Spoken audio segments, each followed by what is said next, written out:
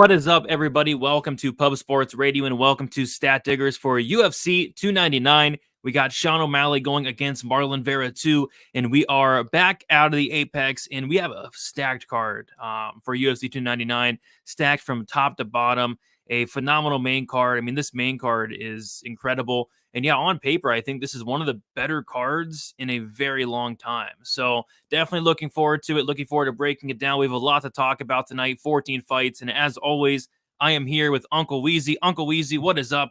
And are you looking forward to UFC 299? Yeah, it's the best card of the year. It's the best card in recent memory. I don't remember any card going this deep before. So this is one that we really look forward to as fans. And as gamblers, there's a lot of spots sticking out here. I think that there's a lot of recency bias going on here. There's a lot of respect being left off of people's names here. And when respect is left off of people's names, we get some nice fat prices to bet on. So I'm looking forward to breaking down these fights, seeing if we're kind of seeing some of these the same way here, because this is an exciting card. A lot of big names, a lot of exciting matchups. I can't wait to break it down. Yeah, I mean, this card is absolutely incredible. Sorry we were late. I had some technical difficulties. I'm not sure if it was my laptop or my internet. My internet's been terrible, man. I mean, Spectrum Internet needs to get some help. It's about $90 a month. It's very expensive, and you would think, Weezy, if you're paying $90 a month, and you would like it to work, and it just hasn't been working. It's been terrible. It's been terrible for me all day, my wife all day. Anytime I go live, I need to turn the internet off of every other device just for it to work. So, Spectrum Internet, they need to get some help. Yeah, asking for help when you need it is very important in life, knowing when you're a little bit overwhelmed. And it sounds like Spectrum needs to ask for help and get it. Yeah, 100%. 100%. All right, so we have a lot to talk about. We got to do a quick recap of last card. And yeah, last card was a weird one. I thought the card started out, it looked to be like one of the best Apex cards in history, and then it just went like all downhill. Like the main card was rough, man. I mean, that Petrino fight, nothing really happened. The Rosenstruck Gazi fight, nothing really happened. The Makayev fight was weird. Umar won by decision. The Schnell fight was fun, but the Anders fight was pretty awful, but we expected that. Yeah, so me and you kept it light, which was good. I did have a half unit shot on Christian Leroy Duncan to win in round 2 and round 3. Round 2 was plus 470. Really weird game plan from Claudio Ribeiro. It looked like he was his controller broke. He just kind of stood in the cage like this for the first 5 minutes, which I loved because I needed the round 2. So shout out to Claudio Ribeiro. One of the more intriguing game plans I've seen in some time. It reminded me of Yoel Romero against Israel Adesanya, just standing there doing nothing. So that was big, hitting a plus 470 for a half a unit. And then I had Bernardo Sopai money line, and it was looking like my best bet ever up until the 7.5 minute mark. And I swear I have a screenshot of it. Bernardo Sopai was minus 4,000 on the live money line. I was like, yes, what a bet. I got this guy at plus money. He had the worst adrenaline dump I've seen since like Max Rosekoff against Austin Hubbard, maybe Rodolfo Vieira, Anthony Hernandez. I mean, that was a massive adrenaline dump. He looked so good. I mean, he had Oliveira almost out of there, flattened him out. I thought he could potentially stop the fight, but was close, and then it just went really bad really fast, and then he became a meme on Twitter. And so Oliveira is the real deal. I thought Sopai was the real deal, but after getting knocked out like that, I'm not quite sure how he's going to recover, but he's a young guy. What else did I have? I had Urseg inside the distance minus 125 for 1.25 units. I think that might be the last chance we get to fade the chin of Matt Schnell. And by the way, Weezy, did you see this? No, I did not. It's so crazy that I thought it was fake. So shout out to Ben Davis. I saw he posted it. Let's see if I can play it. So Chris Dione comes up to Matt Schnell and says, he comes up to Matt Schnell and says, I'm not sure what was worse, the punch that landed or your head hitting the canvas. Oh my God. And that got caught? That like people heard him say that? Yeah, it was recorded. He was like, I don't know what was worse. You getting that punch or you're hitting the canvas? Oh, And dude, he's you know what was smiling. weird? He's smiling, patting him on the chest. Oh my God. And check this out, dude. I remember when they were just about to read the decision, so Tyone's in between the two of them, and he looks over at Urseg and he smiles at him and he pats him on the back and he says something to Urseg, and Schnell hears it, and I could tell that Schnell went like this. Like he put his hands up, like, the fuck did he just say to Urseg over there? Like I'm standing right here, and it's in the way that Schnell reacted, it looked like Tyone probably said to Urseg, "Man, you knocked the fuck out of that clown," or something like that, because you could tell like Schnell was like, "What the fuck did he just say to him?" Dude. So that's wild, man. Tyone, yeah, don't clown these guys after they get. And then he says, "You'll see it on film." Oh my God. What's wrong with you, Chris Tyone? What's wrong with you? Why are you doing that to Matt Schnell? And Matt Schnell's like this the whole time. Probably still like concussed, just like this. Didn't say word to Chris Tyone. No emotion at all. Dude, that was vicious. That was vicious. I mean, between the lock dog knockout of Sapai and the Urseg knockout of Schnell, those were bad KOs. And then he asked his corner man, "Did you hear it? Did you hear it?" Like, what? It's just crazy, man. It's crazy. But anyway, so I thought that was weird. Like, a ref shouldn't be doing that. But imagine if Keith Peterson went up to Sapai and said, "You see that? How'd that feel?" Like, that's crazy to me. But I had Umar inside the distance, minus 125 on DraftKings. It closed at minus 240 on Bet Online. So I get to hold this up tonight. Yes. I get to hold this up. Heck yeah. Closing line value. DFS by the numbers, beat the line by a mile. Umar goes out there and gets close. I mean, he mounts him, 5 times? Mounts him. I was looking for the TKO, didn't quite get it. I like the bet. I didn't hate it. I think my worst bet of the night was probably Makayev inside the distance at plus 120. Didn't really get close. I thought Alex Perez looked a lot better than I was expecting. I was expecting to see like a terrible version of Alex Perez. Like, we haven't seen this guy fight in such a long time. He's been to the second round like once in the last like 4 or 5 years. But no, Alex Perez's take defense held up. Makayev was making some excuses, saying he was very sick, and he actually posted a picture of him like puking in a toilet, like a bunch of puke in a toilet. He deleted it, but it was kind of gross. So apparently Makayev was sick, but still wasn't able to get the job done.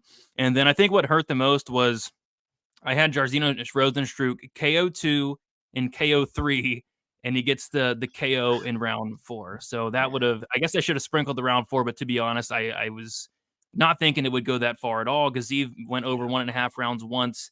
He's never seen a 4th round, but yeah, Jairzinho gets it done in the 4th round. Gaziv looked just atrocious, but yeah. So down 1.4 units, didn't have a ton of action. Felt like I could potentially hit that Umar inside the distance.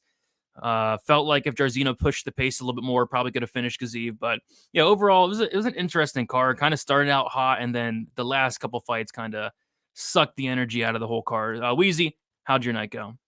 Yeah, so I came off like a really big week 2 weeks ago, Brady, and and before my greasy 4-leg parlay video 2 weeks ago, I gave this kind of like speech, not only to hype myself up, but to hype everybody else up, saying that like I had a talk with the gambling gods, that they were treating me poorly, and I told them to their faces with no fear of reprisal that I wasn't going to take it anymore. And then I had this big week, right? 7.5 units tracked. Hit the greasy 4-leg parlay, big day all around. And then I come into this week, and my first bet is a 1.5 unit bet on the Loic Rajabov finish only prop. Got it at plus 140. So I start my day up 2.1 units, and I already started kind of patting myself on the back, being like, all right, kid, you're hot now. You only got 2.5 units of bets left. The absolute worst thing that can happen is that you finish down 0.4 units. And I finished down 0.4 units. I lost the next 5 bets. I had a 1-unit parlay, Brady, with the Muhammad Makayev money line, parlayed with the under 1.5 rounds in the Rozenstruik Gaziv fight.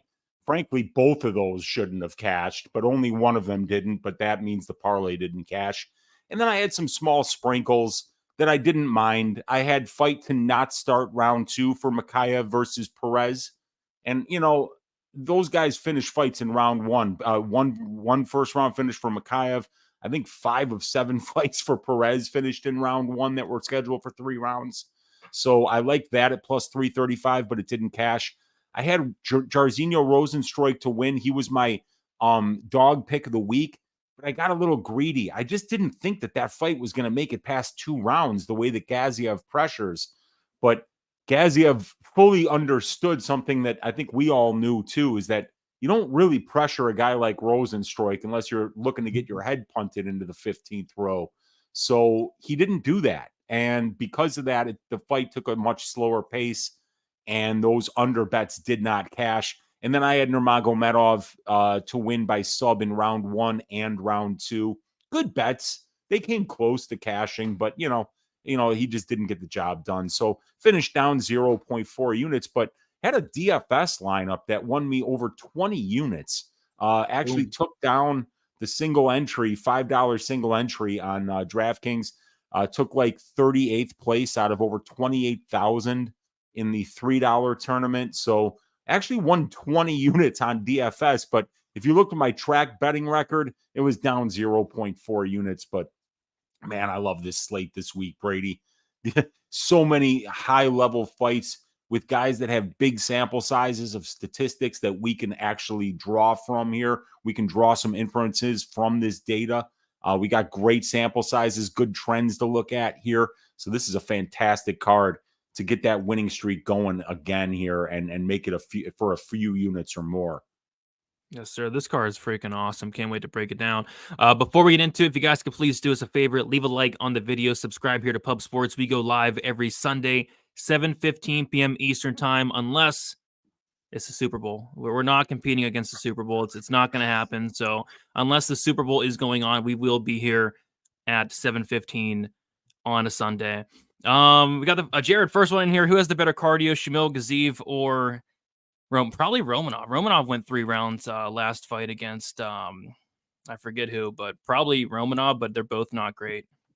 Yeah, neither one of them is great. Romanov's has looked better recently, but it's also looked terrible in the past too. Yeah. So, yeah, man, remember that Volkov fight where he was like dying about 2 minutes in? Yeah, so, both of them have shown really bad cardio. I remember me and you bet Romanov like the Sunday before against the Volkov, and then he shows up at weigh-ins, and I'm like, okay, the bet lost. I mean, he looked terrible, but looks like he's taken his fitness a lot more serious nowadays. Elijah One in the building. What is up? We got Dixon bringing up the OnlyFans fade. There is an OnlyFans on this card, and we'll definitely talk about that, Dixon. So shout out to Dixon. We got Nev in the building. We got Mitchell Hooper, DXJC. We got Colstein, Victor, DeJesus, Jeff. We got Ice Viking, David, Small World. We got Crazy. We got Dan Levy in the building. What is up, Dan? Justin Vallejos, Pink. We got Post Sports Radio. We got Dirty Reg. We got Steve Kamen, AJ, and we got a lot of people in here. We got You sell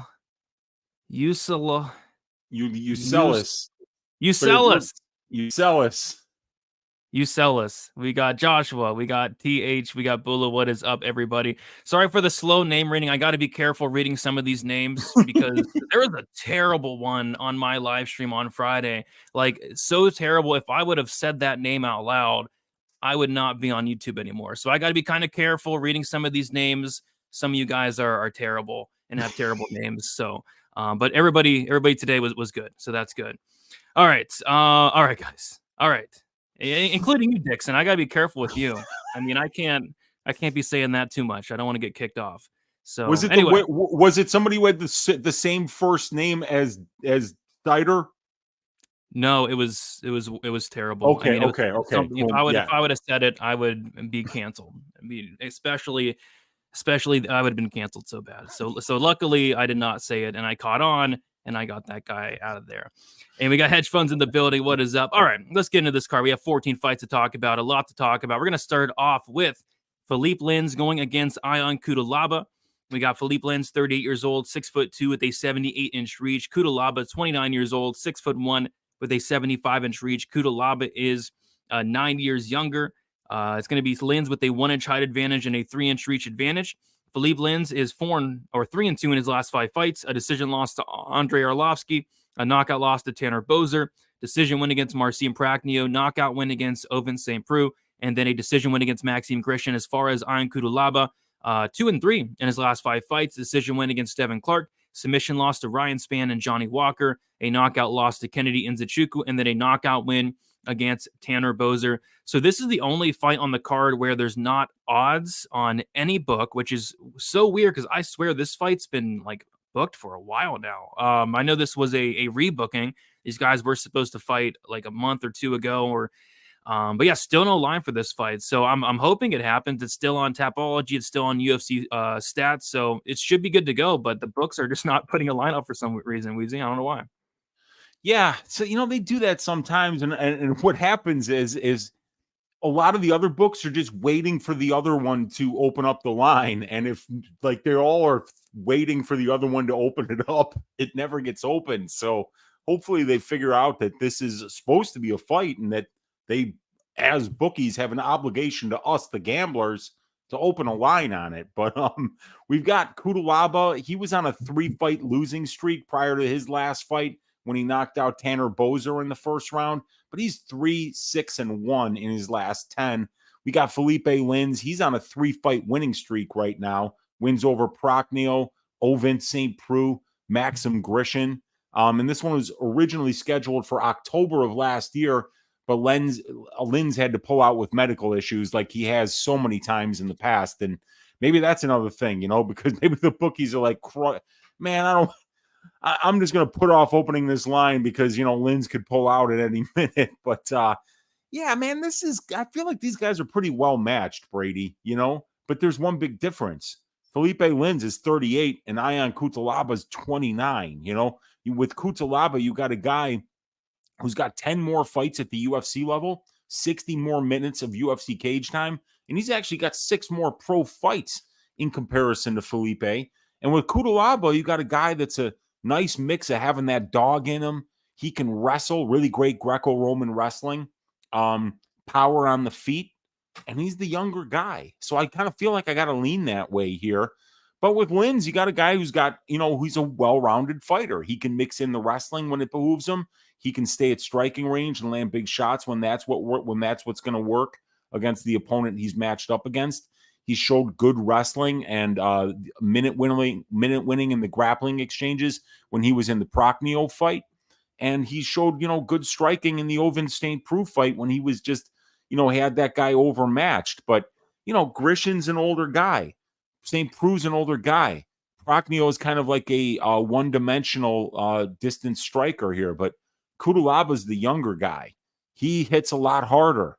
And he's got really good wrestling too, that he can win some minutes with that. So, I mean, I kind of like Cutelaba here. Which way are you leaning? Yeah, so I taped the fight and I wrote just like dog or pass because I don't feel like either of these guys should be favored because I don't trust either of these guys. Like, I don't trust, like you said, Lins is getting up there in age. He's 38 years old. This is a guy that has been knocked out several times, including a knockout loss against Tanner Boser, which I know it was at heavyweight, but I mean, still, that's very concerning. So the chin's an issue for Philippe Lins. And then you got Cutelaba, who has about 1.5 rounds of gas, maybe. So I wrote dog or pass. We don't have a line. Let's see. Who did I pick? I think I went with Cutelaba as well in terms of a pick, but I'm not touching this fight. I think this is probably my least favorite fight on the entire card. But, I'll say that Cutelaba does go out there and either get a knockout or wrestle his way to like a greasy decision. Like this could get greasy. Philippe Lins does have a 100% takedown defense, but I think the only person that tried to take him down was like Maxime Grishin. So yeah, it's Cutelaba for me, but it's this is a fight I'm not touching probably. And it's a fight where if it is not happening, I wouldn't really be too upset about it. We have 13 other great fights. Oh yeah. Yeah. I mean, that's why I actually wrote like, hey, we're going to break down all 13 fights on this card on Twitter. And I'm like, oh shit, there's one more on there, they just haven't made a line for this one yet. I was looking at the lines. That's why. But yeah, it should be a fun fight to start off the card, but dude, this just keeps getting better and better, man. It does. Only up from here. Kudalaba's the Moldovan Na Liang. I don't agree with that. I mean, come on. I mean, Liang Na has 2 minutes of gas. Kudalaba has 5. So that's just wrong. But yeah, should be an interesting fight if it does happen. If we do get a line, because like you said, Weezy, Linz pulls out a ton. Over under 7.5 times a Philippe Linz fight has been canceled. It might be too low. What do you think? I think it's too low, dude. I mean, dude, there's so many. Even just since Holy 2020. crap. Wow. Yeah, even since 2020, Brady, I think it might be double digits, right? Wow. 1, 2, 3, 4, 5, 6, 7, 8, 9, 10, 11, 12, 13, 14, 15, 16 his entire career. And in the UFC, it's over 10. I think it's 12. So that was a terrible line set by me. I guess I shouldn't set lines because that was a horrible line. And hopefully you all took advantage because Philippe Linz pulled out way more than 7.5 fights. That is crazy. Yeah, this is such a brutal sport, and some people just, they're a little more injury prone than others. They're for every guy like Neil Magny who can show up like to fight 4 times every single year. There's a guy like Ayman Zahabi who shows up like once a year, and then you don't hear from him for like 15 months. And the last thing you heard from him 15 months ago was the same thing you hear from him after every fight. I want to be more active. No, you don't. You only fight once every fucking year and a half. Quit telling us and lying that you're going to be more active.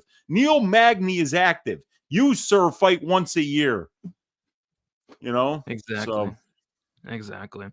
All right, so we'll move on to the next fight. I know Dixon Sider's really looking forward to this one. We got Joanne Wood going against Marina Moroz. We got Joanne Wood, 38 years old, 5'6" with a 65-inch reach. Moroz, 32 years old, 5'7" with a 67-inch reach. Moroz, 6 years younger, 1-inch height advantage and a 2-inch reach advantage. Joanne Wood is 2-3 in her last 5 fights. A decision win against Jessica Ai, a decision loss to Lauren Murphy, a submission loss to Tala Santos and Alexa Grasso, and then a decision win against Luana Carolina. As far as Marina Moroz, she is 3-2 in her last 5 fights. Decision wins against Sabina Mazo and Mauro Bueno Silva, submission win against Maria Agapova, a decision loss to Jennifer Maia, and then a submission loss to Karina Silva. So this is an interesting one. Dixon's bringing it up. The OnlyFans fade. But we have somebody with an OnlyFans in Marina Moroz. And then on the Joanne Wood side, we have somebody who confirmed that this is her last fight. This is her retirement fight. So who's going to win, Weezy? Is it going to be the OnlyFans or is it going to be the retiring fighter? Because both of those narratives don't really have great track records. When fighters say they're going to retire, they typically lose outside of like a Robbie Lawler. So, it's an interesting one. I like Moroz quite a bit. Yeah, yes, the OnlyFans fade definitely does scare me, but I don't know. Joanne Wood, 38 years old at this point. I feel like if Moroz comes in here with a good game plan and potentially gets this fight down to the mat like she did in the Agapova fight, she probably submits Joanne Wood easily. And believe it or not, Weezy, this actually is a rematch. These fighters fought a very long time ago. And for what it's worth, Moroz did win by submission. It was like she pulled guard and got an armbar. I think she's a much different fighter at this point. But Eileen Moroz, it's just, it's hard to have a ton of confidence. I know Dixon's not going to like that prediction, but give me Moroz here against the retiring Joanne Wood. It just doesn't look like she wants to be there nowadays. Joanne Wood. Her last couple performances have just looked atrocious. I get she beat Luana Carolina, but that's not saying much. Weezy, what are your thoughts on this mess? Yeah, I know, man. This is going to be a fun one. Joanne Wood retiring after a long, illustrious career, 16 UFC fights, 24 professional fights. And, long before gambling on MMA became legal in Illinois, DFS was legal. And I remember vividly being in a DFS tournament and taking Marina Moroz over Joanne Wood as a massive underdog as a punt in her UFC debut. Because it was just like, wow, she's female. Maybe she'll last 3 rounds and get her ass kicked and I'll get some points out of her.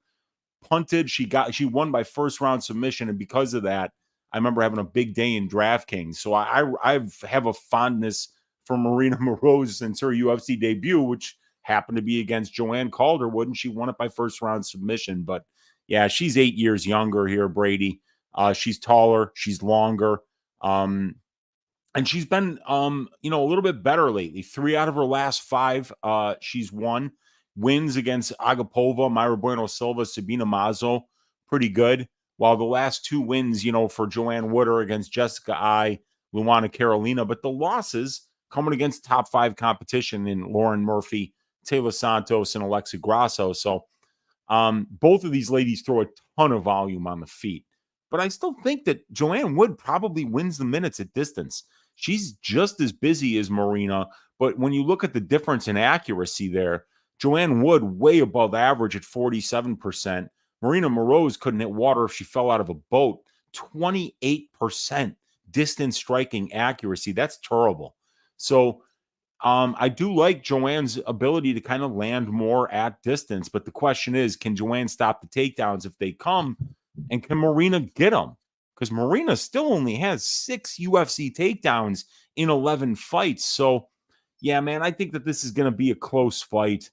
Joanne Wood, if she doesn't get taken down and put in bad positions on the ground, I think that this is going to be a very close fight, which probably goes to Joanne Wood in her retirement fight. Here, a little thank you on the way out, because Marina's making plenty of money on her OnlyFans, and if this fight was about, whose ass you're more likely to bounce a quarter off of, I think Moroz would be minus 1,000. But in this case, it's a fight, and neither one of these ladies might have both feet in the pool at this point. So, I think it could be close. Might be a good dog or pass situation, but with the quality of fights that are on this card, it makes it a lot easier to pass on a fight like this.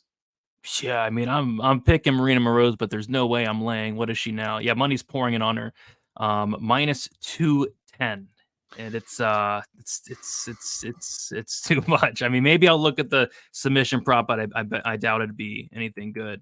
The unstoppable force versus the immovable object. Gonna bet the draw could be like, who wins? OnlyFans or retiring fighter? Both is not a good sign. A draw sprinkle plus 8,000, could see it. JoJo has not been the same. I agree. I think she's looked rough the last 4 fights. Weezy and Brady, the trend is your friend until the end. I agree. I'm with you. I usually am with you here. And yeah, he probably has. I'm not going to get into it, but yeah, she has. She definitely does. You're right there. Let's cash indeed. OnlyFans can build confidence, and while money can't solve all your problems, it sure solves a lot of them. That's true. Rose retires and Wood starts in OnlyFans. I don't know about that. All right, so yeah, I mean nothing's wrong with passing, and I think I'll be passing on this one as well. All right, we'll move on to the next fight. I'm not sure. Does Asu Amabayev have an OnlyFans, Dixon? Let me know in the comments if Asu Amabayev has an OnlyFans. If he does, I would love to hear it. But yeah, we got CJ Vergara versus Asu Amabayev. We got Vergara, 32 years old, 5'6" with a 68-inch reach. Amabayev, 30 years old, 5'4" with a 65-inch reach. We got Amabayev 2 years younger. Vergara with a 2-inch height advantage and a 3-inch reach advantage. Vergara is 3-2 in his last 5 fights. Decision loss against Ode Osborne. Decision win against Clifton Rodriguez. Submission loss to Tetsura Taira. Knockout win against Daniel Da Silva, Lacerda, and then a decision win against Vinicius Salvador. As far as Asu Amabayev, 5-0 in his last 5 fights. He had a submission win in his debut against Ode Osborne in the first round. So, yeah, so this is, I think, the biggest favorite on the card. Amabayev's currently sitting at minus 450.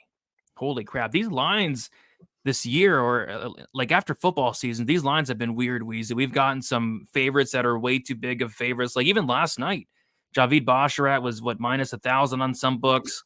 Umar was minus 1,600. I mean, these lines have been getting out of hand. I think this is probably one of them. Like, I like this matchup for Almabayev. I think he probably gets to fight down to the mat, win some minutes down there, maybe gets a sub, but minus 450. I can't get there. I can't even think about getting there. Weezy, what are your thoughts on this fight? Yeah, recency bias drives a lot of these lines, and the parlay boys have gotten completely out of fucking control, Brady. completely out of fucking control.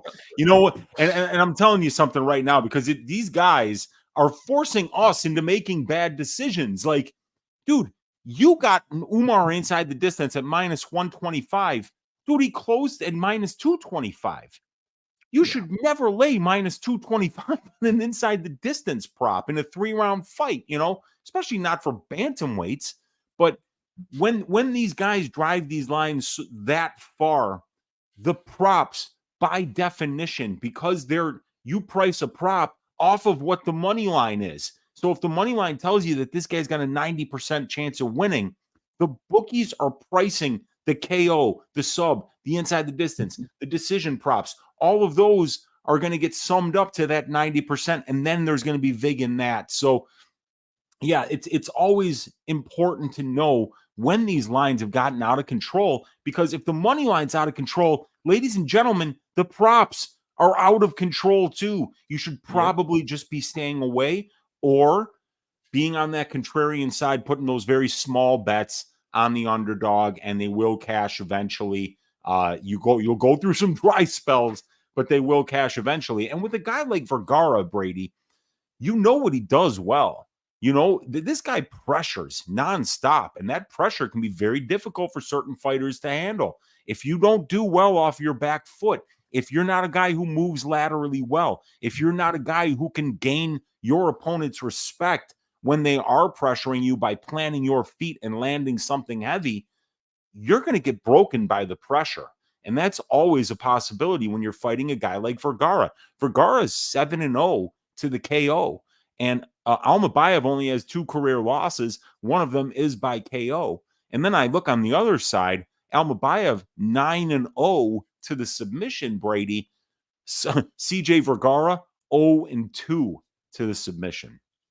So this is a fight where I could see either one of these guys being dangerous. CJ's always going to be dangerous on the feet with his pressure.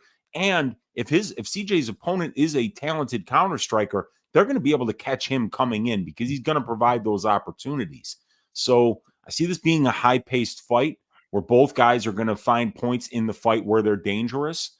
And it probably finishes inside the distance. But yeah, I think Almeida should be the favorite here. I think it lines up good for him, because we know this dude can wrestle, and we know that's where CJ definitely struggles. But we could also see CJ having some value here, because if he can keep Almeida on the back foot, and Almeida does not do well on the back foot, it's going to be a bad stylistic matchup for him. So I need to dig more into this. But what I'm going to be looking for when I take this fight, Brady, how does Asu deal with pressure? Yeah. No, I think it's probably Almeida by sub. That's what I'm picking. It's just like you said, he's minus 450. Like, what is the sub prop going to be? It's not even probably going to be like that like Gunnar Nelson sub prop. Remember when it was like minus 160 against Sato, and he had him on the ground for like 14 and a half minutes, and he had like 3 chokes halfway in, and Sato wouldn't tap. And I mean, it's going to happen. You know, like Umar by sub should have hit. I got clipped for a half unit on that. You know, yeah, he should do certain things, but the fighter's got to do it on fight day. Yeah, I was one of those jackasses that had Gunnar by sub. I got it like minus 115, minus 120. He got my CLV, but it didn't hit. Holy crap. So yeah, Asu by decision. Could be a decision, could be a submission. But yeah, I do like him to win. I just minus 450, man. I don't know. That seems very wide, very wide. Yeah, I'll take Asu for sure. All right, moving on to the next fight. We have probably the weirdest fight on the card, I'd say. We got Rebellis Despain going against Josh Parisian. We got Despain. He's 35 years old, 6'7" with an 87-inch reach. No, those numbers are not made up. I mean, this guy is a freak. 87-inch reach is something I've never heard of before.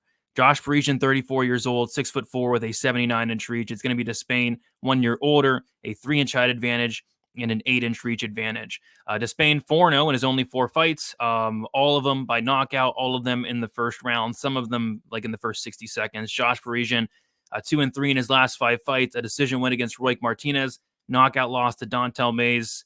Yeah, you heard that right. A knockout loss to Dontel Mays. A knockout win against Almeida, decision loss to Jamal Pogues, and then a submission loss to Martin Buday.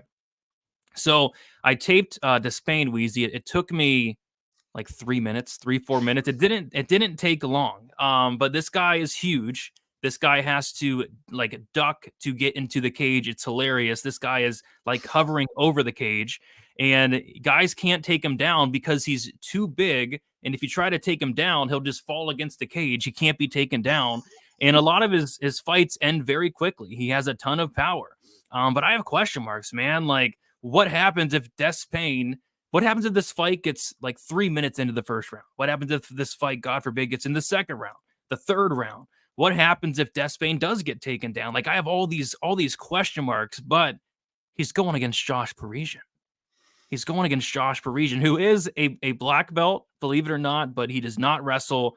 I don't think I've ever seen him wrestle ever, maybe outside the UFC.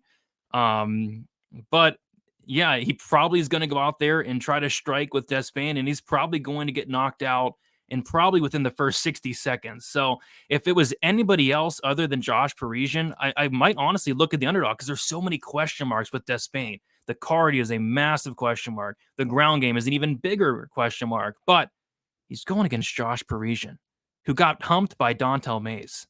I mean, how do you get humped? Your face humped in an MMA fight. I mean, it's just embarrassing. So Despain, 60 seconds or less. And I'm assuming he's a big favorite as well. Actually, money is coming in on Josh Parisian. So people are taking that dog shot, that leap of faith. And I would get there if it wasn't Josh Parisian. I can't do it. I think the under is solid. It's probably completely juiced, but I see this fight ending within the first couple minutes. Weezy, what are your thoughts on this one? It's a fun, interesting fight, but it's a fight I just don't feel like, putting any money on. It's terrifying. Yeah, like Robelas Despain's last 3 fights have lasted 19 seconds total. Holy crap, 19 seconds, Brady. 12 seconds, 3 seconds, and 4 seconds. Like, that's how quickly he's knocking dudes out. And it's like, dude, this guy could touch you from across the room, And I mean, I'm not joking. Like, this guy, he can touch people from angles and distances that no human being should be able to do that. And he's very precise too. This guy is a bronze medalist in the Olympics in Taekwondo. And it's in Taekwondo is point fighting. It's like karate. You touch once and you don't have to knock the guy out necessarily, but if you can be precise, if you can touch from a distance, you're going to win. And these guys, like when you're Despain, you've got an 87-inch reach and fists like canned hams. When you touch somebody, they go down. Like they're not wearing headgear. You're not wearing these gigantic gloves that you're wearing in the Olympics. These are 5-ounce gloves, and you're knocking these dudes down. 4-ounce gloves. I'm sorry. So he's extremely precise, and if he hits you once the right way, it's over. So like you can't spend any time at range with Robelas Despain, period. But like you say, dude, like if this guy were to fight in the apex, I think it would be mathematically impossible to take him down. Because you'd have to have him like dead center, like at the radius of the circle, and no matter what direction you try to take him down, all he has to do is reach out, and he'll grab the top of the fucking cage from the center of the cage. It makes no sense. This guy's a freak. I can't believe Parisian took this fight because even though there are massive holes, we have no idea what he looks like off his back. We have no idea what he looks like after 2 or 3 minutes of hard fighting. We have no idea what he looks like, if the fight gets out of the first round. There's a lot of massive question marks with this dude. Doesn't look like the conditioning is there. We have no idea what the ground game looks like and what the get-up game looks like were he to be taken down. So, if you're Parisian, you just got to fight really smart. And by smart, I mean, you stay as far fucking away from this guy as you can until he gives you one opportunity to kind of run in, and then you hug him, and then you either pull him on top of you or you try to take him down, and you just get this fight off of the feet at all costs, or you get as close to him as humanly possible. And then if you can try to wear him out, you just get him in the clinch. In the second round, he might not have anything left. This guy's long and lean. He's got a very weird body type for MMA. We don't know how the conditioning is going to last. So, yeah, I mean, I think Despain knocks him out in the first round. He's a very unique problem to deal with on the feet. There's nobody like this guy in the UFC right now. No, there's no comparison, I don't think. He's kind of like the Jalen Turner of the heavyweight division. He's got that big of a length and reach advantage on everybody. But, we know that Jalen Turner's got a little bit of a ground game. He can get submissions and shit. This guy's probably never worn a gi in his life outside of Taekwondo. He's never put on a judo gi or a Brazilian jiu-jitsu gi as far as I know. I'm sorry. I was checking Josh Parisian's Instagram. Does he have more good hype videos, dude? He has a hype video, but he posted his training video for Despain. And watch this. Okay.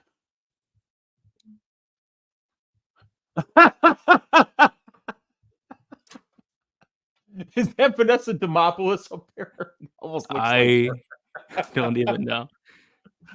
Yeah, that's his training video. I don't even like that he's trying to box her, because he should be just in on the hips, taking these two people down, Maybe Despain is two people and once. You never know. If he comes into the cage wearing a long coat, I think we'll know. Yeah, I think we'll know that this is really two men masquerading as one, because he's that freakishly long, man. It's gonna be an interesting fight. That's hilarious. And there is a Josh Parisian hype video. Maybe this can hype people into maybe backing him. Let's go. Let's see it. Let's see. I'll add some music because I can't add his music because copyright. But here we go. Let me see. Yeah, there you go. There we go.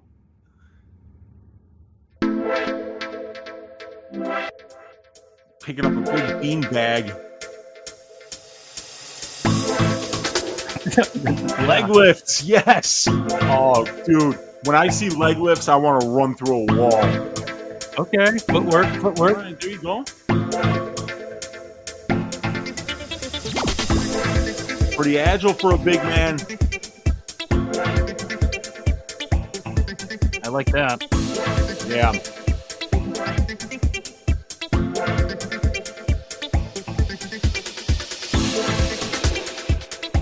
That's impressive for a 6'4". For a big man, dude. These big men are impressive athletes, dude. Footwork is hard, man.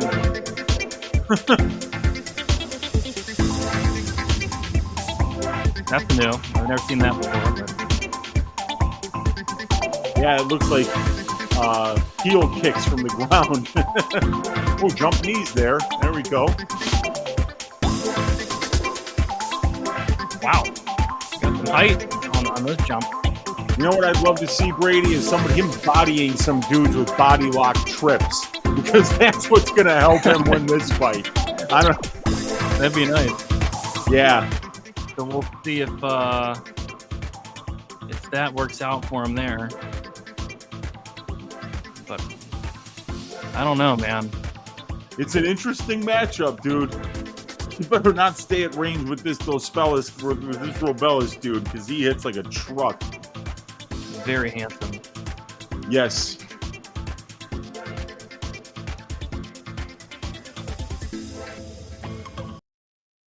I think the video broke my computer. Am I still there? Yeah, you're here. We can see you and hear you. Yes, okay, you are. I thought Josh Parisian broke my laptop for a second. No, you're all good, man. So hype. I mean, that was all right. You're gonna break your own wall by running through it. That was almost as good as the Alexander Romanov hype video where he was doing the band stretches. Yeah, man. Well, he came off a win after that one.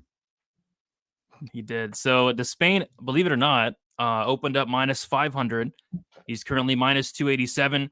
Josh Parisian opened up plus 375. He's currently plus 275. I'll say it right now. So much can go wrong laying minus 300 on Despain. Like, so much can go wrong. Like, imagine you're holding a Despain ticket at minus 300 and Parisian somehow gets on top of him.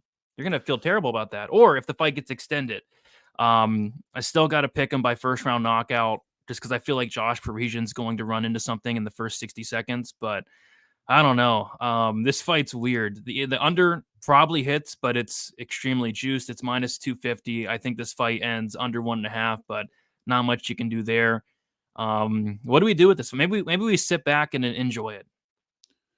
Yeah, or maybe we just parlay that under 1.5 with something else that we like and know that we don't go heavy, because it's really hard to see this fight going out of the first round. It really is. When you see the way that Despain strikes, and when you know that this guy's mixed martial arts career lasts less than 6 minutes, and that we've never seen him on the ground, and we can just assume that a guy who did point fighting for his entire career had nothing to do with any grappling whatsoever, we can just assume his ground game is ass. And like you say, he throws one sloppy kick that gets caught and put on his ass, and Parisian is on top of you in half guard. Probably you're not getting that man off of you. Yeah. And Parisian probably pounds his head through the fucking canvas. So, I think violence here is probably the way to go because, as much as I think Despain probably wins this fight because he's a phenomenal striker, we both know that if he gets put on his back here, it's gonna get bad. The records of Arbelis' last opponents 0-0, 0-0, 0-0, and 1-0. Gosh. Yeah, but I think it's actually important to note there, Brady, that like when you look at these dudes, some of these dudes were huge, big, strong men. Like, so they weren't great fighters, but they weren't like you remember when I was showing you that video of Gaziev early in his career, and he fought that dude in his second fight that looked like Borat's retarded brother Bilo, and he was taking that dude down, and he like all the fights ended in the first 10 seconds. They're not those types of opponents. Like that first fight that he had was against some like 265-pound Samoan dude who was like 6'7" and like held him up against the cage for like 4 minutes straight. So he's fought some big ass bodies, but there are 0-0, 0-0, 0-0, and 1-0. So there's a lot to find out about this guy. And yes, that height video was longer than Despain's professional MMA career. That is the truth. And Victor's pumped. He's considering a max bet. Yeah, you never know. Who was, it was Romanov, right? Romanov that, no, it was somebody else. There was another hype video where we got pumped up and he ended up losing. I think it might have been Jared Vandera. I think it might have been like a Jared Vandera hype video. which is hilarious. I think Jared Vandera is writing. I think he's writing the script to a romantic comedy right now. He's a multi-talented individual. Definitely a unique unicorn of a human being, Jared Vandera. Absolutely, but let's move on to an interesting fight. We got Michel Pereira going against Mikel Oleksiejczuk. We got Michel Pereira, 30 years old, 6'1" with a 73-inch reach. Mikel Oleksiejczuk, 29 years old, 6 foot with a 74-inch reach. Oleksiejczuk 1 year younger, 1-inch height disadvantage and a 1-inch reach advantage. Michel Pereira 5-0 in his last 5 fights. Decision win against Chaos Williams, Nico Price, Andre Fiallo, Santiago Ponzinibbio, and a knockout win against Andre Petrovsky. And then as far as Mikel Oleksiejczuk, he is 3-2 in his last 5 fights. Decision loss against Dustin Jacoby, knockout win against Sam Alvey, knockout win against Cody Brundage, and then a submission loss to Kyle Bahayo, and a knockout win against Chidi Njokuani. So yeah, I think this is a pretty close fight here. First look, I thought, maybe obviously the big hole in Mikel's game is that grappling defense, that takedown defense. On paper, it's less than 50%, but then you go and look at Michel Pereira, and that's just not his game at all. He's not going to go out there and wrestle, and he's not like a Jimmy Crute. Jimmy Crute landed, I think, like 8 takedowns up until submitting Mikel Oleksiejczuk, and even Kyle Bahayo, it took him a while to submit Mikel Oleksiejczuk. That's just not Michel Pereira's game, so I kind of threw that out of the window. And even if Michel Pereira does go out there and wrestle. I'm not sure he has the cardio to do it 3 rounds. So I think these guys are primarily going to strike, and I think it's going to be a close fight. I like the movement, the footwork of Pereira. Obviously has a ton of flashy attacks. He does the backflips, the Superman punches, but I also like the forward pressure. Mikel Oleksiejczuk, he comes forward the entire time. Throws a lot of volume, has a lot of power, solid cardio as well. I think it's a really well-matched fight. Weezy, what are your thoughts on this one? Yeah, this is going to be a fun fight because Oleksiejczuk is always in fun fights, and Pereira is just a really fun guy to watch. He's a phenomenal athlete, and he's got great footwork, great movement, very acrobatic attacks and unique attacks. This is a guy who will backflip over your feet and land on your stomach. He'll come in and do amazing dance routines, capoeira kicks, spinning shit, cartwheel kicks. He'll do like forward rolling falls into a overhand right. I mean, the guy is about as exciting and unique of a fighter as it comes. But the thing that I noticed when I was taping this fight, and you don't need to tape Oleksiejczuk to know what he does, and that he's a funky guy, man. He's a pressure fighter. He's got a very energy intensive style, so he's definitely best early in fights, and he comes out pressuring nonstop. He puts you on your back foot. He throws with serious power. Dude, one of my favorite things that Oleksiejczuk does, this guy rips to the body. So even though he slows down later in fights, if he's getting his attack off early in fights, you are going to slow down too. And it's hard to deal with his pressure. So even though he slows down later in fights, because of the style that he fights with, he's going to slow you down as well. Pereira is a guy who needs space. Frankly, he throws a lot of kicks, and he uses those kicks to maintain range, and he moves laterally a ton. So because he's so athletic, because he's got very good conditioning, he can use that very energy intensive style and hold it up for 3 rounds for 15 full minutes and kind of frustrate you with that lateral movement.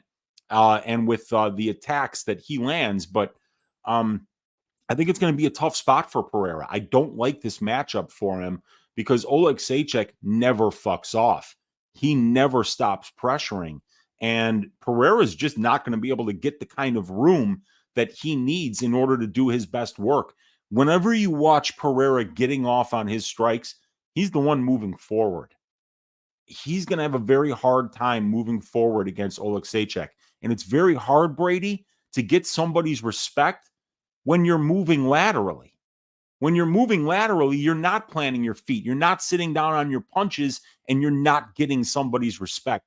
You have to get Oleksiejczuk's respect or take him down if you're going to get this guy to fuck off. I don't think he's going to fuck off. I think Oleksiejczuk is going to probably break Michel Pereira, and I think he's going to be the first dude to finish him in the UFC here. I like Oleksiejczuk a lot. I think this is a very bad stylistic matchup for Michel because A, Michel does not wrestle and keep people down, and B, he doesn't deal with pressure well on the feet.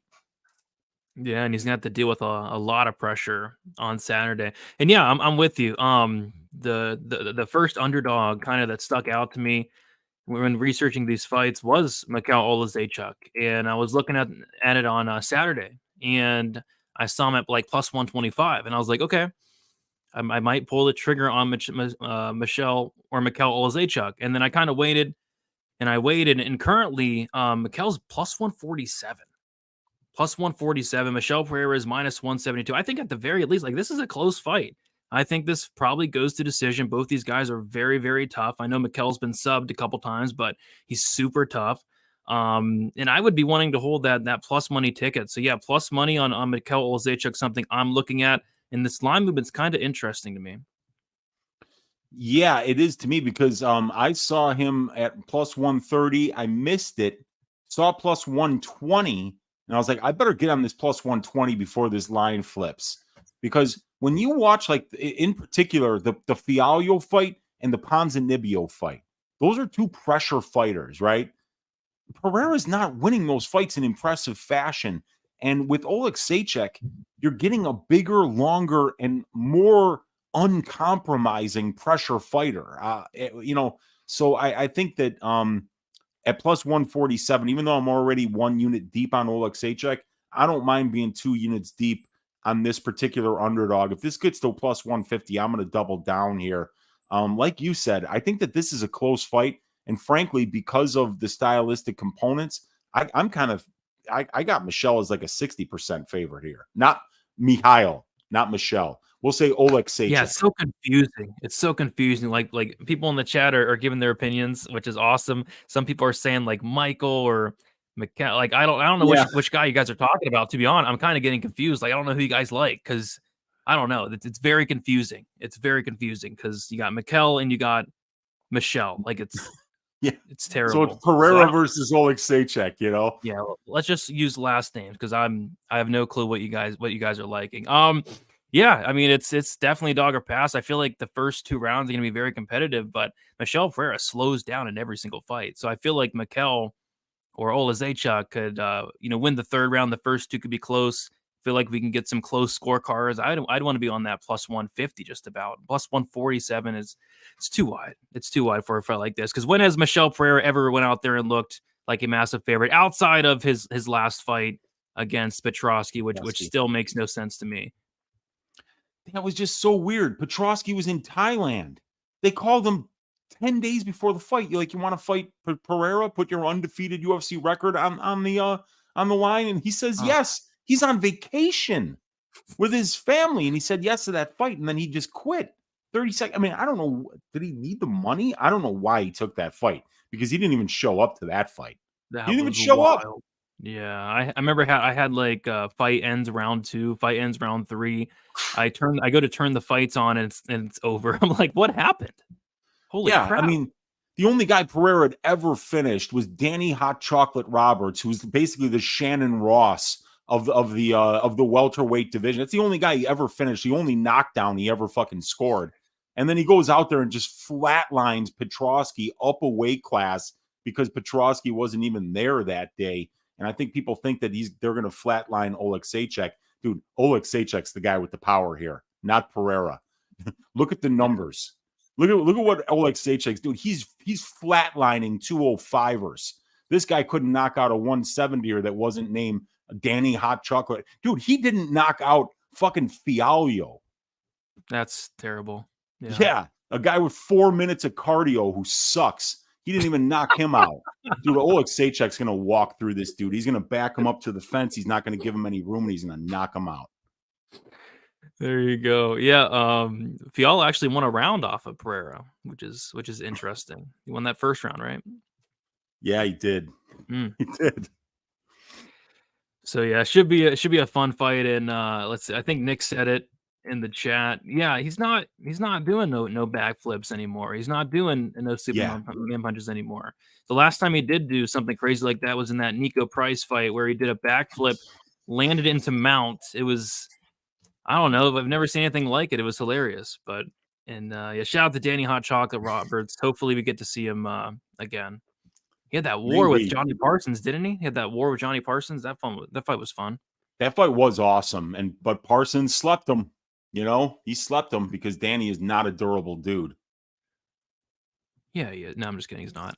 All right. We'll move on to the next fight. Speaking of durable, Pedro Munoz, one of the most durable guys in the division, going against Kyler Phillips.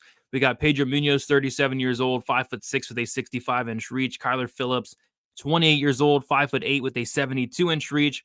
Kyler Phillips is going to be 9 years younger. He's going to have a 2-inch height advantage and a 7-inch reach advantage.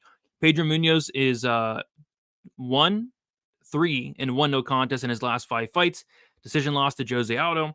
Decision loss to Dominic Cruz. No contest against Sean O Malley. Decision win against Chris Gutierrez. And then a decision loss to Marlon Vera. As far as Kyler Phillips, he is 4-1 in his last 5 fights. Knockout win against Cameron Else. Decision win against Song Yadong.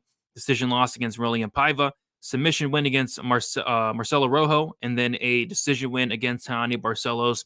And yeah, I think it's a good spot here for Kyler Phillips. The line certainly does indicate that. Money's been pouring in on him all day. He's currently minus 260 here. Yeah, this should be a fight where he goes out there and wins. I think he's just a better fighter at this point. He's going to be so much younger. He's going to have a massive reach advantage. I love the speed, the movement of Kyler Phillips. has sneaky power as well. But I think the volume is going to be a major factor. Pedro Munhoz is getting outlanded in a lot of his fights, and I think that's going to be the case here. I don't see this fight taking place on the mat. I think it's going to be a fight that takes place on the feet. I think it's a fight that does go to decision. The only concern would be, I have two concerns. The first concern is Kyler Phillips does slow down in every single fight. Most notably was that Rolian Paiva fight where he just beat the brakes off of Rolian Paiva. Should have been a 10-8 first round. For some reason, it wasn't. And it looked like Paiva was about to quit on the stool, and Paiva ends up coming out there and winning the second and third round against him. Kyler Phillips kind of blew his load there. Even against Hani Barcelos, fatigued in the third round. There's been some other fights where he gets tired, but yeah, it should be Kyler Phillips at the very least, I think, going out there, winning those first two rounds, maybe dropping the third. And then the other concern would be the crooked, corrupt judges who are blind. But other than that, I think it should be a pretty clear Kyler Phillips decision, 29-8, 29-28, 30-27 possibly. But I like Phillips here. And then we were talking about it before the show. We'll probably look at the decision prop, which may or may not be priced good. We'll have to see. But yeah, Phillips for me, Phillips by decision. I don't like this fight for Pedro Munhoz. Weezy, what are your thoughts on this one? Yeah, we got two guys here who have never been finished in 43 combined professional fights. These are two tough dudes. Munhoz, do they let you bring a shovel into the cage? I don't think so. I don't think. Yeah. No. Then I think Phillips can win this one by decision and by no other way. This guy Munhoz is as durable as they come. And the thing about Pedro is you just don't want to be wrestling against this guy. That guillotine choke that he has is something that's about as good as there is in the division. And you just don't want to be anywhere near it. You don't want to grapple with this guy. Pedro Munhoz is an elite grappler. He just never felt the need to use it at the UFC level. He's happy to stand and bang, throw those low leg kicks, try to land that big shot on the feet. And the pressure, the power with which he throws with, he's hoping that forces you to wrestle. And when you do, you kind of go into Pedro's world there where he's very, very opportunistic and offensive with his submission game on the ground. And he's very powerful and durable on the feet. So he can kind of just stand in front of you and find out how much you want to be there. So he's a very dangerous opponent for anybody. And Kyler is a phenomenal prospect, 11-2 as a professional. The one loss to Paiva, I kind of thought he won that fight. And the other loss is to Victor Hendry on the regional scene. A very good back and forth war there. So we know how good Kyler is. He's got a win over Song Yadong in the UFC. And he's 9 years younger. This is trajectories fight here. We know how good Pedro Munhoz is, but Pedro is a finished product at 37 years old. He's 2 inches shorter. He's going to be at a 7-inch reach disadvantage here. So as long as Kyler fights smart, uses a lot of lateral movement, uses that distance management, the ability to kind of pick Pedro apart from range while switching stances and making sure that he doesn't get his lead calf busted up, I think he probably wins this fight, wins it by decision. We can count on the durability of Pedro Munhoz. And if you really do believe that Kyler Phillips is, a 75% implied favorite, then maybe the over 2.5 could be considered a pretty good parlay piece this week. Because outside of a Pedro Munhoz finish, I don't think this fight is finishing. No, I don't either, and neither do the odds makers. Minus 270 for that over, which has to be one of the most juiced over. No, it's not. Moroz Calderwood is more juiced, and Chukagan Barber. So it's like the third most juiced over, which makes sense. I think this goes to decision way more often than not. Yeah, I think so too. And it is juiced, but that's what you have to pay. Do you remember the Vera Munhoz over was like minus 350? Something crazy, yeah. Because we knew that neither one of them could be finished. And I actually thought, I'm going to bet the over here. But then it opened so wide that I was like, I got forced into betting the under. And it came nowhere close to hitting at any point. But it's like plus 300 for an under 2.5 in a bantamweight fight's not the worst, bet by the numbers. But it was a dead bet from the moment they said fight. So, yeah, I kind of feel like this one goes over. Yep. It could be a solid parlay piece for sure. Kyler Phillips currently minus 261. Pedro Munhoz plus 221. Dixon in the chat is calling that Pedro might be this week's Ayman Zahabi. Kind of. I mean, Javi was like minus 900. Phillips is only minus 260. But I kind of see what you're saying. Maybe if I think it goes to decision. The judges, they're very corrupt. They're blind. So you never know. Maybe he could go out there and win a decision. Absolutely, dude. It's MMA. Anything's possible. Anything's possible. We saw Jailton Almeida mount Derek Lewis for 20 minutes and not finish. I watched that fight back today. I almost had a stroke watching it. Like, come on. Like, what are you doing, Jailton? Like, gosh. He tried that head and arm in the first round like 5 times. I mean, it was ridiculous. Yeah, anything can happen. Anything can happen. We got Moneyliner Greenies from California. What is up? Let's see here. There you go. Cash the Zahabi +6. I know people that cash like a +600 on it. Yeah, that's big. That's big. Huge. And Weezy cashed a DFS lineup thanks to Zahabi. So there you go. How much did he score? He probably didn't. He didn't need much, but how much did he score? Yeah, I think he scored in the 60s. But hey, because all the other big underdogs got their asses waxed and scored nothing. Like, that guy that Nurmagomedov fight, I think he landed 3 significant strikes, and poor AJ Cunningham just got 7 shades of shit beaten out of him. Yes.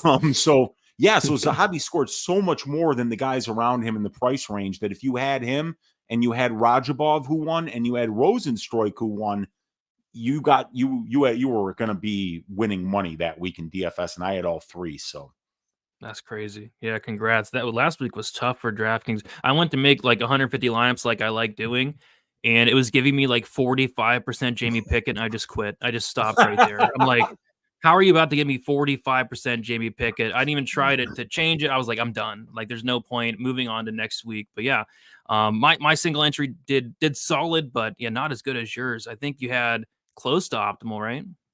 Yeah, it was pretty close. It was pretty close. I think 38th place out of like 28,000. So I think there may have been like 3 lineups above mine that were, that were better. But man, how about Jamie Pickett almost knocking out Eric Anders, dude? I would have laughed so hard. Hard.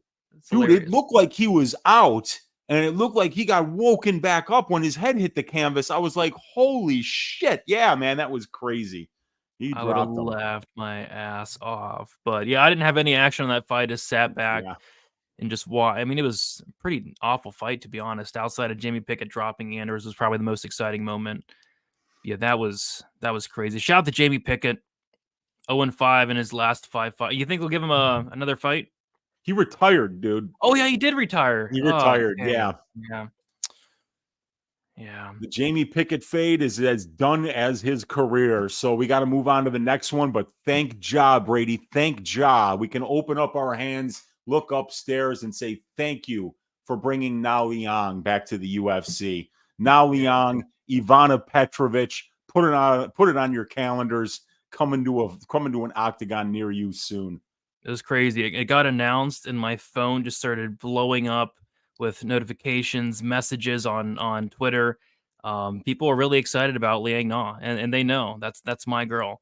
And shout out to Moyes. Moyes Audio actually made a cool pic of me and you saw it. Let's see if I can bring it. So great.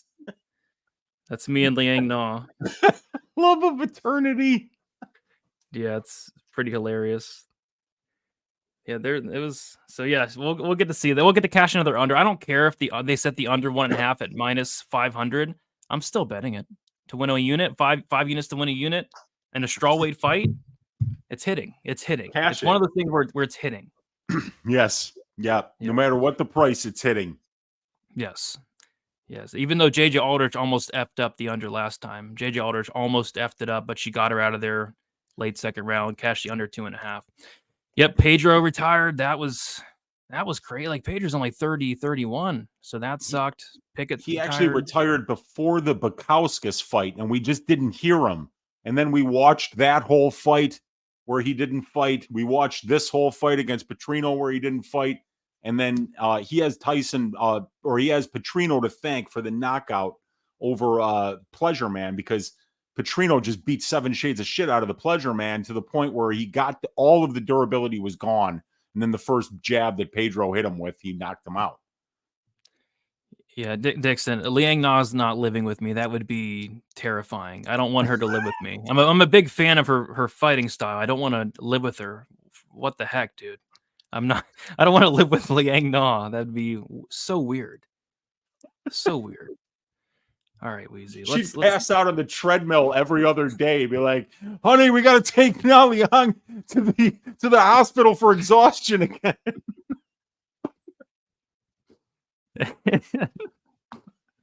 Oh my gosh. Yeah, you're right. You're right. All right. We'll move on to the next fight. We got Mateus Gamrot going against Rafael dos Anjos. We got Gamrot, 33 years old, 5'10" with a 70-inch reach. Rafael dos Anjos, 39 years old, 5'8" with a 70-inch reach. We got Gamrot, 6 years younger, 2-inch height advantage, same reach there. Gamrot, he has 4-1 in his last 5 fights. Knockout win against Carlos Diego Ferreira. Decision win against Arman Tsarukyan. Decision loss against Beneil Dariush. Decision win against Jailton Turner. Then a knockout win against Rafael Fiziev. As far as RDA, he is 3-2 in his last 5 fights. Decision win against Paul Felder, a decision win against Renato Moicano, a knockout loss against Rafael Fiziev, submission win against Brian Barberena, and then a decision loss to Vicente Luque. And yeah, I was looking to parlay up Gamrot. I saw him at minus 310. I was going to parlay up Gamrot with like the fight won't start round 3 in the Rosenstruck fight. Ended up not doing it, which is great because it obviously didn't happen. But yeah, I was looking to parlay up Gamrot with something, and now I think I probably missed the boat. Holy crap, he's currently minus 400. So yeah, 425. So yeah, apparently he's a very popular parlay piece, and yeah, I think he wins this fight. You know, he's gonna be the much younger guy. I think he has a path here in terms of mixing in takedowns. We saw Vicente Luque of all people go out there, hold RDA against the cage for 25 minutes, take him down 8 times. So Gamrot should be able to mix some takedowns. I like the striking of Gamrot as well. Like I said, much younger, you know, fought really good competition. So yeah, should be Gamrot. Probably Gamrot by decision, but he's minus 425 at this point. Weezy, the parlay boys, they've come in, they've done their job, and they've pushed this line probably way too far. Because I was looking at minus 310. He's minus 325, and that changed within 24 hours. Holy crap. Yeah, and then Gamrot by decision is going to be minus 225. And then, right. you know, like Dos Anjos is going to blow out his knee late in the 3rd, and everybody's going to be like, no, we're going to, and then you leave the minus 220 on the table. You laid juice on it. Yeah, man. I mean, dude, he's 6 years younger than this guy. And when you just look at Gamrot's dedication to the wrestling, 88 takedown attempts when he's only seen 11 against him, you know, so he's doing about 89% of the offensive wrestling in his fights, and he gets 89% of the control time. You know, he's really difficult to deal with. So I kind of feel like he's going to go out there, he's going to get the takedowns, and he's going to probably be 50-50 at range with Rafi here. But this thing goes to decision probably a lot more times than it doesn't. What do you got the over 2.5 rounds at right now? It's got to be in the minus 200s. No. Minus 310. What? Yeah, right. Gosh. Oh, come on. So now, you know, you're basically saying you're laying, you know, 75% implied probability here on Gamrot for a fight that goes to decision 75% of the time. So now 75% of the time, these judges are going to be involved. And if they need a parlay buster, you guys, that Basharat fight was close. And I kind of feel like, Brady, now you tell me if I'm out of line here, right? But I kind of feel like if Javid wasn't minus 900, right? If Javid was minus 200 in that fight, you know, and he wasn't parlayed up by everybody and their brother, he's the undefeated fighter. That's a close fight. Javid's in his 20s. Iman's in his late 30s. Javid probably gets that decision 9 out of 10 times. But I kind of feel like the bookies needed one of those minus 900 favorites to shit the bed so that they could go home with a little bit of money. And guess what? It was a lot of money. A lot of money. Yeah, a lot of money because that broke so many parlays. So yeah. I kind of feel like you don't usually see the non-undefeated guy that's 37 years old getting the nod in a close fight like that, but we saw it. Yeah, I know Basharat ruined my 8-leg minus 150 parlay.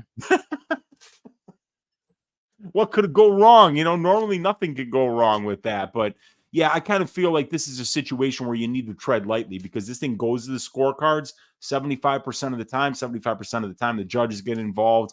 And Dos Anjos isn't going to get walked over by anybody, especially not by Mateus Gamrot. This guy's not putting a stamp on any of his fights. He's not dominating anybody. I mean, he lost to Jailton Turner, in my opinion. Guys that can give you a little bit of resistance, that can stop some takedowns, are going to make Mateus Gamrot look marginal.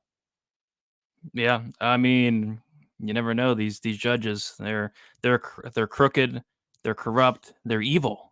Like look at that Paul Felder split decision. Remember that? Remember when they one of the judges scored the fight for Paul Felder, and that Paul Felder meme emerged where he was like this, like what? How did you score that fight for me? You lost every round. It was crazy.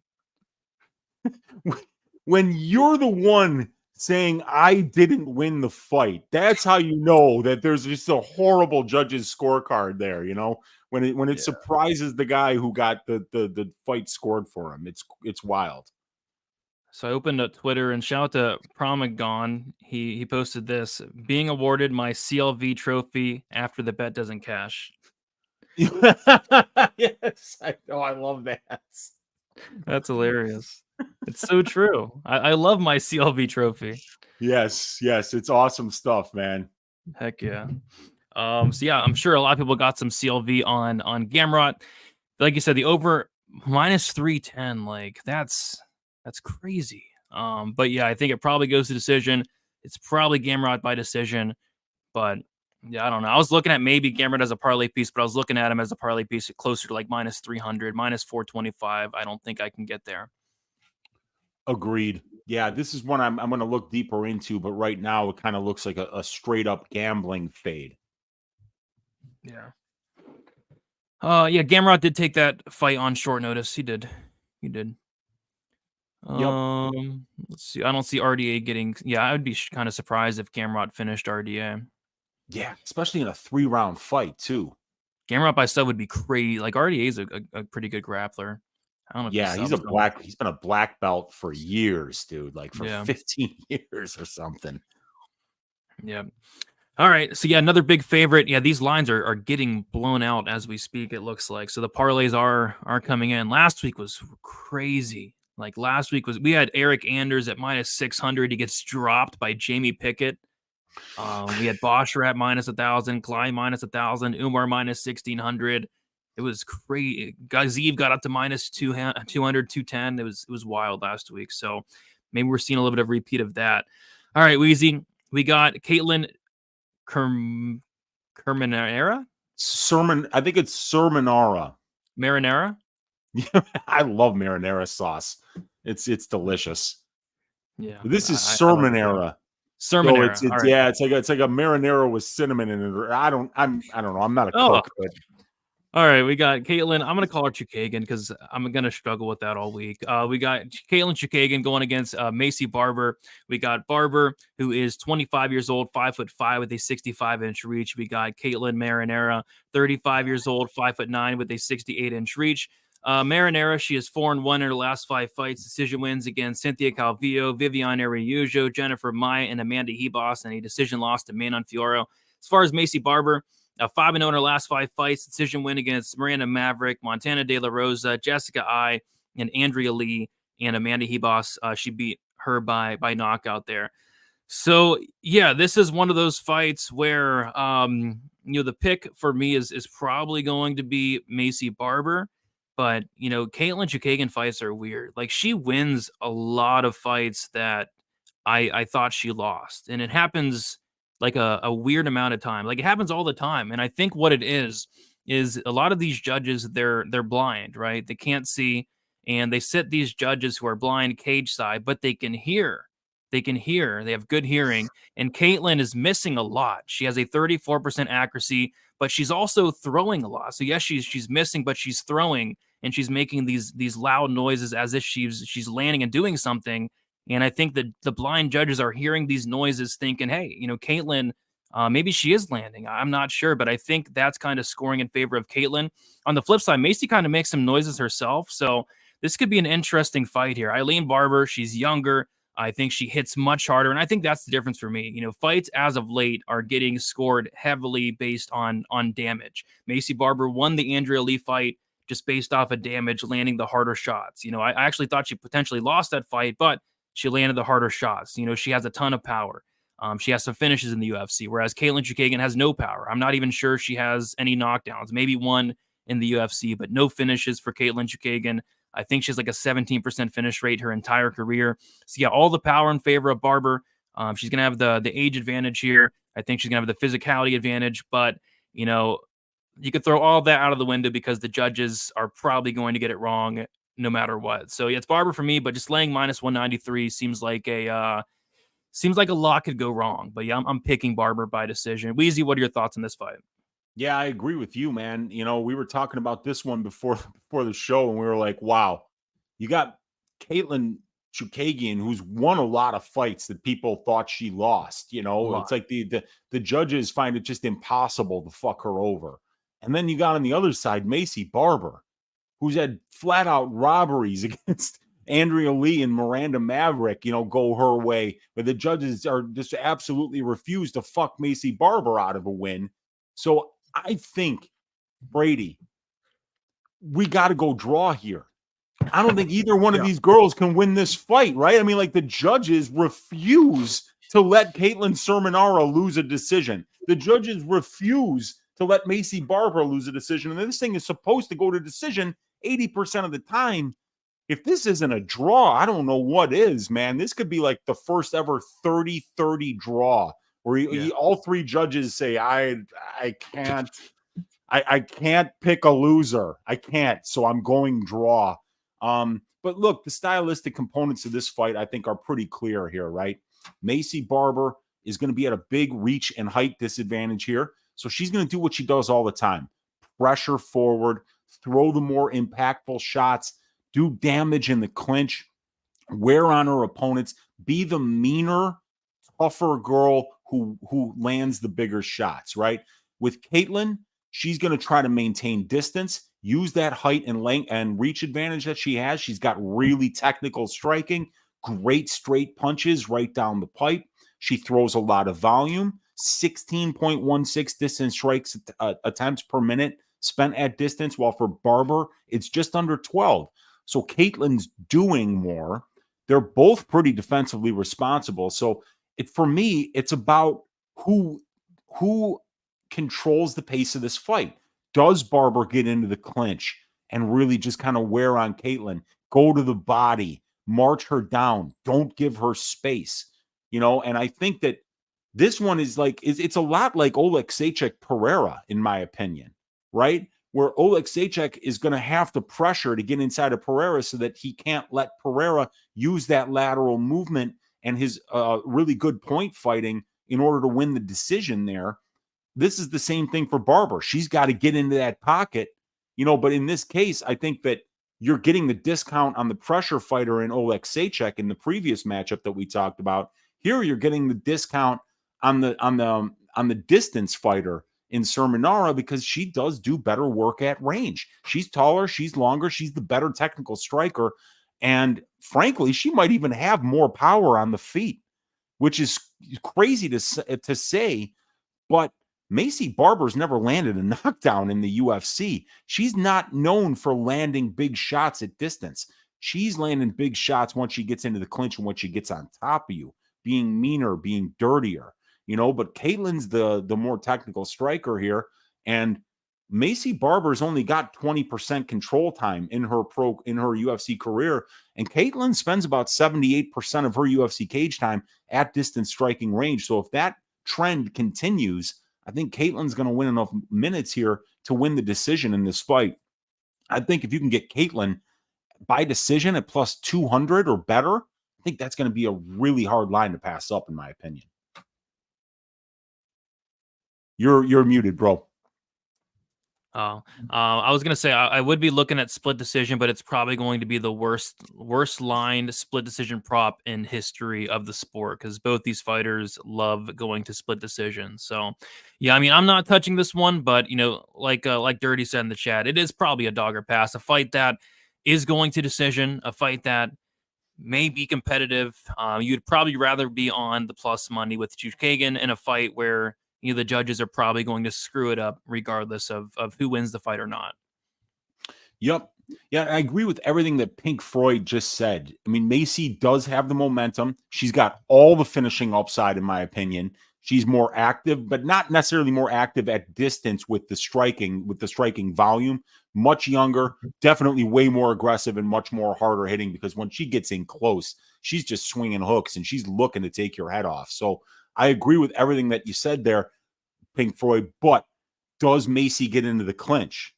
Does the pressure work? Because if it doesn't, then it's going to be stylistically in favor of Chookagian, because she does the better work at distance striking range, especially with the minute winning.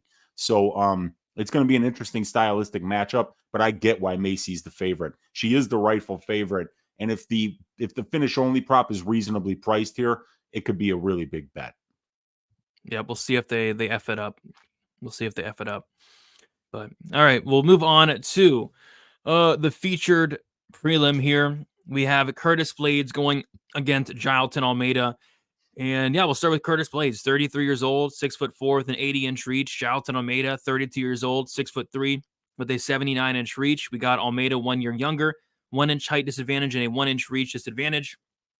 Blaydes is a 3-2 in his last 5 fights. Knockout loss against Derek Lewis. Decision loss against Jairzinho Rozenstruik. Knockout wins against Chris Daukaus and Tom Aspinall. And then a knockout loss to Sergey Pavlovich. As far as Jailton Almeida, 5-0 in his last 5 fights. Submission win against Parker Porter and Anton Turkalj. A knockout win against the very handsome Shamil Abdurakhimov.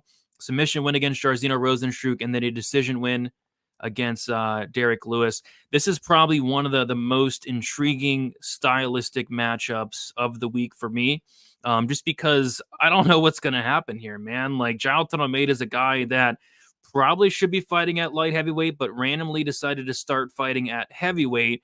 And I was looking at, some of the weights he's kind of been weighing in, thus far in his career. And I think for his very first heavyweight fight, it was actually, I think it was at maybe a catch weight with Anton Turkalj at 220, right? He weighs in at 216. And then against Parker Porter, he weighs in at 224. Against Shamil, he weighs in at 232. So he is starting to maybe put on some weight against Derek Lewis, weighed in at 236. But it's still, he's super undersized for the division. But I'm not sure if that matters, because he's still going out there and picking up 265-pound men like it's nothing and slamming them on the mat. Derek Lewis is a big guy. Rozenstruik's a big guy. Shamil Abdurakhimov is a big guy, and he's picking all these guys up and slamming them down easily. Like, he's making it look easy. And Curtis Blaydes, it's interesting. Obviously, he's a very good offensive wrestler, but in terms of his defensive wrestling, we literally don't know. We don't know what he looks like off his back. We don't know what his takedown defense looks like. The only time we've seen somebody try to take down Curtis Blaydes was back in 2016, and I think it was against maybe was it Cody E? Yeah, Cody East took him down 3 times. Cody East was 3 for 3. And since then, I think maybe Alexander Volkov took him down randomly in their fight. But yeah, that's the only time somebody's tried to take him down. So my concern is, what happens if Jailton Almeida gets on top of Derek Lewis? Like, it could be very bad, very fast. So I know a lot of people are very low on Jailton Almeida at this point. And I'm looking at the line now, and it looked like the line flipped. Yeah, Jailton was a favorite at minus 200. He went to plus 115. He's now an underdog, Weezy. Jailton Almeida. I think all the hype completely died after that Derek Lewis fight. Was it a terrible look? Yeah, I mean, it was. It wasn't the best look. He got into mount. He was in mount for probably 15 to 20 minutes, was not able to finish. But, Derek Lewis is, I feel like he broke the system, man. I feel like Derek Lewis completely broke the system. Like, you should not be able to survive and mount for 15 to 20 minutes, but Derek Lewis did it. So I'm not sure Curtis Blaydes has that same submission defense, right? I feel like Jailton could potentially get on top here and find that sub, because he wasn't able to sub Lewis. He did try for it, but Lewis does not have a neck. It just wasn't happening. So yeah, I'm thinking Almeida. But I don't know. Like, if Blaydes is able to stuff the takedowns here and keep it on the feet, Blaydes is going to smoke this guy. It's just, I think Jailton probably gets him down. This is such an interesting matchup. interesting line movement because, yeah, I think Almeida's the dog now.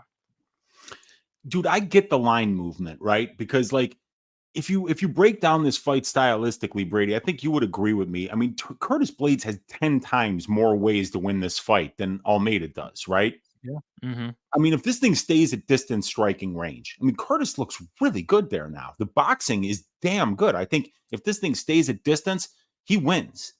If Curtis Blaydes gets on, is out wrestles Jailton Almeida and gets takedowns and gets on top, I think he wins this fight.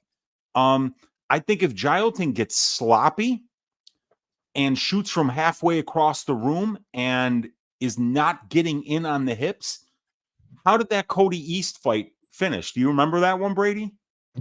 I watched it a while ago, but I forget. So Cody gets 2 takedowns and he gets about 10 seconds of control time total on those 2 takedowns. The third takedown that he gets credited for, he doesn't actually get, and Blaydes elbows his head into infinity and the fight is over. So the third takedown is what actually lost Cody East the fight because he got put in a bad position and then Blaydes just started elbowing him. So if Jailton gets sloppy trying to take down Blaydes and gets put in a bad spot, I think Blaydes can finish him with defensive elbows, just trying to stop the takedown. But here's the thing. What if Jailton gets a takedown? Curtis Blaydes has never attempted a submission in the UFC. Think about that, right? He can take you down, but he's not a grappler. Like, he's not going to choke you out with an arm triangle. He's not going to make you turn your back and get the rear naked choke.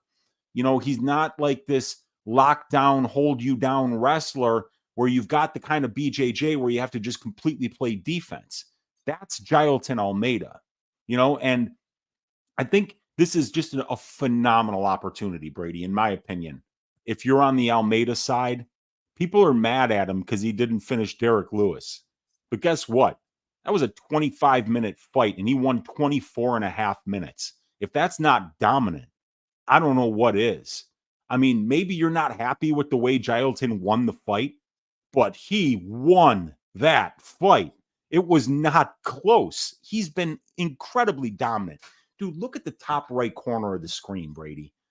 It's all dark green. This guy, Jailton, is absolutely destroying the grappling numbers. He is elite. And a lot of people forget that this guy's a 205-pound fighter that is throwing around heavyweights like they're nothing. The UFC 300 main event is Jamal Hill versus Alex Pereira. Jailton Almeida could beat both of those dudes in the same night, Brady. That's how bad of a stylistic matchup it is for the two best fighters right now at 205. Jamal Hill got submitted the minute he was on the ground with Paul Craig. Alex Pereira has no ground game at all. Jailton would not exchange strikes with those guys. He would take them down immediately and he would sub them. And he's done the exact same thing to every heavyweight that they've put in front of him thus far. He has completely dominated the grappling exchanges. He spends 9% of his UFC cage time at distance striking range. That's over a 48-minute sample size. 16 takedowns on 29 attempts, 5 takedowns per 15 minutes, 89% control time for, 2% control time allowed. Everything that everything that Curtis Blaydes does with his wrestling, Jailton Almeida has actually been more impressive, and he's the far, far, far better submission grappler. While I do know that there are a ton of ways that Blaydes can win this fight, I think that when Jailton Almeida wins this fight on Saturday, he's going to look minus 300, minus 400, because we have no idea what Curtis Blaydes looks like on his back. And if he looks like everybody else in the division that's been on the ground with Jailton Almeida thus far, I think Jailton finishes this one in the first round. Right? Like, that's the thing. Like, there are a ton of reasons to like Blaydes. He's fought everybody. He's fought the who's. I'm a big fan of Blaydes myself. One of the best wrestlers in the division. His striking's so underrated. His striking's very good. He can knock you out. His cardio is very good. There's so many reasons to like Blaydes. But what happens if Jailton takes him down in the first 20 seconds like he does everybody else? It's probably a wrap is the thing. So it's such an intriguing fight. Can Blaydes stuff if Blaydes can stuff the takedowns, he's going to destroy Almeida. It's just I have a feeling he doesn't. I have a feeling he gets taken down because he hasn't had to stuff any takedowns since that East fight, which was I'm not the best at math, but 2000 that was like 8 years ago. Yeah, it was a long time ago. We just don't know. We don't know. Nobody tries to wrestle Curtis Blaydes. It's always the other way around. Yeah. And lately, dude, Curtis did it, man. He fell in love with his hands, Brady. Fell in love with the box. Yes. He fell in love with the box. He pulled a Renato Moicano when we saw him getting knocked out by everybody. And he pulled it. I mean, he didn't even try to take down Pavlovich. Remember? And I was like, people were mad at him. Mm-hmm. So Jailton, he does one thing really well. That's grapple. But we also know exactly what Jailton's going to do. You guys, Jailton has 6 UFC fights. He's landed 7 distance strikes. I mean, do the math. That's not even 2 distance strikes per fight. He doesn't fuck around. He shoots a takedown after he throws his first strike. And it works every single time. And you guys are mad at him because he didn't finish Derek Lewis? Just bet the money line. You're getting plus money. Just bet the money line. Yep. What a freaking fight. The chat's going crazy over this fight. I want to bring up some comments. To be honest, I feel like Blaydes, that's kind of how I'm seeing it, man. Like, I feel like Blaydes gets taken down, and if he does, it could get very bad very quick because Jailton on top's no joke. I know the Lewis fight was weird. It was really weird. It's almost like Jailton cashed a plus 2,000 decision ticket. Kind of looked like that. It was weird, but Jailton's ground game is very good. I mean, look at any other fight other than the Lewis fight. It's really good. Really good grappling. He does have some ground and pound as well, like the Shamil fight, TKO'd him. He TKO'd Danilo Marquez. He almost TKO'd Porter, made him and then subbed him. So yeah, that Lewis fight was so weird. Let's see here. Yeah, I mean, I hope that Almeida was working on some ground and pound. That'd be very nice. Blaydes smashes. He's not getting Curtis down, and then he's getting ran. Yeah, if he doesn't get Blaydes down, Blaydes is going to smash him. But I don't know. Yeah, but we don't know. We haven't seen fucking Jailton Almeida strike at all. This guy could be phenomenal for all we know. We've never seen it, Mm-hmm. Jailton has legit BJJ. He does.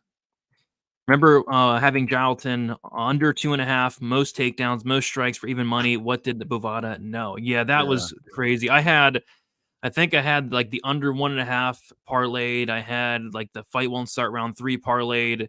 And I'm just all you can do is sit there and laugh. Sometimes you just sit there and you just laugh. Like how is Jailton Almeida mounting Derek Lewis and not finishing him? So yeah, I lost a good amount of money on that fight. Almeida versus it was on purpose. Yeah, it looked like it. Gaziv, I mean, Almeida would smash Gaziv. Oh yeah. Cody East has taken Blaydes down. Yeah, only Cody East. Only Cody East. No, it was and Volkov. Volkov got one. Volkov I think it was 1 for 1. Yeah. Best 2 or 3 fighter money. I thought Gamrot was maybe a parlay piece, but that line's blown out. And then Almabayev, but that line's blown out. I'm staying away from the parlays this week, probably. Maybe you'll have to find out Tuesday. Just a tip. Yeah. Which fighters are a fraud? I don't think we have any frauds this week. I thought Linz might have been a potential fraud, but he's on a 3-fight winning streak. So I don't think there's any frauds. Do you, Weezy? Dude, this card is so stacked. To call anybody a fraud on this card, I mean, like, you'd have to be really reaching, I think. Mm-hmm. Yeah, I don't see any frauds. All right, let's move on then to the main card opener. Before we do so, if you guys have not smashed the like button, let's try to get to 100 likes. We have 235 of you in here, which could potentially be a record. That's a lot. So thank you all for hanging out here on a Sunday. Smash the like button. Help us get those likes up. We're going to kick the main card off with a very good fight in... It's Yadong, right? Yes. Okay. We got Petr Yan going against Song Yadong. We got Petr Yan, 31 years old, 5'7" with a 67-inch reach. Song Yadong, 26 years old, 5'8" with a 67-inch reach. We got Song Yadong, 5 years younger, 1-inch height advantage, same reach there. Petr Yan is 1-4 in his last 5 fights. DQ against Sterling, decision win against Sandhagen, decision losses to Sterling, O'Malley, and Dvalishvili. And as far as Song Yadong, he's 4-1 in his last 5 fights. Knockout win against Julio Arce, knockout win against Marlon Vera, knockout loss to Corey Sandhagen, knockout win against Ricky Simone, and then a decision loss against Chris Gutierrez. And it's sad, man. Petr Yan, what's happened to him? He had that DQ loss to Aljamain Sterling in a fight that he was on his way. Oh, Dan says there's Parisian. I mean, I wouldn't call him a fraud just because people know he's not that great, but I definitely get what you're saying. But yeah, Petr Yan, 1-4 in his last 5 fights. On his way to winning the Sterling fight, had that illegal knee, had that decision loss to Sterling. I thought he could have potentially won that fight. It was a very close fight. Decision loss to O'Malley. I thought he could have potentially won that fight. And then the Merab fight wasn't really close. But yeah, 1-4 in his last 5 fights, which is crazy for a guy the caliber of Petr Yan.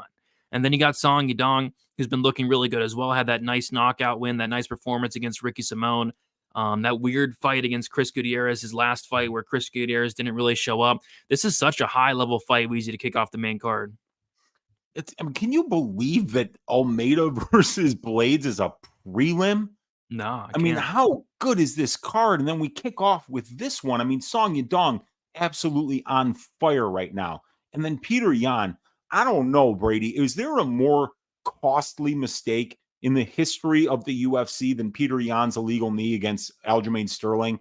You want to talk about the change in a trajectory of a fighter that up to that point, everybody thought Petr Yan was completely unbeatable.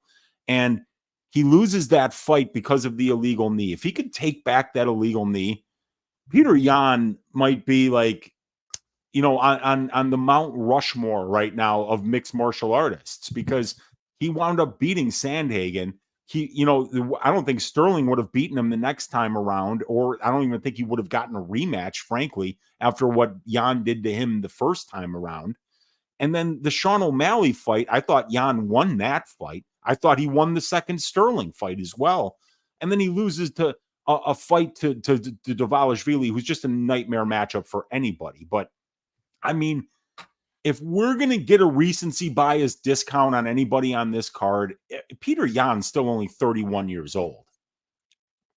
31, Brady. This guy's got a lot of good years left, and he's still the same fighter that he was back before the illegal knee against Aljamain Sterling. He's still one of the best distance strikers in the UFC. If somebody's not shooting 49 takedowns against him over a 25-minute stretch, he does pretty good at range with guys. Even the current champion in O'Malley, that's a fight that he arguably won. He's ready to bang with anybody in the division, and Song Yadong is a good stylistic matchup for him. This is going to be a close fight, in my opinion. Song Yadong will be the more powerful striker, in my opinion, even though the numbers don't really bear that out at the UFC level. The way that dude swings, he swings with serious power. And Yan in a 3-round fight, Brady, that's what worries me a little bit, because he is a guy who needs to find that rhythm, who needs to figure out what the opponent's game plan is and then react to that. But he's not a fast starter. And in a 3-round fight, that's got to worry you a little bit, especially with 2 durable guys like Song Yadong and Petr Yan. You got to figure that this one probably sees the scorecard. So what are the judges going to favor?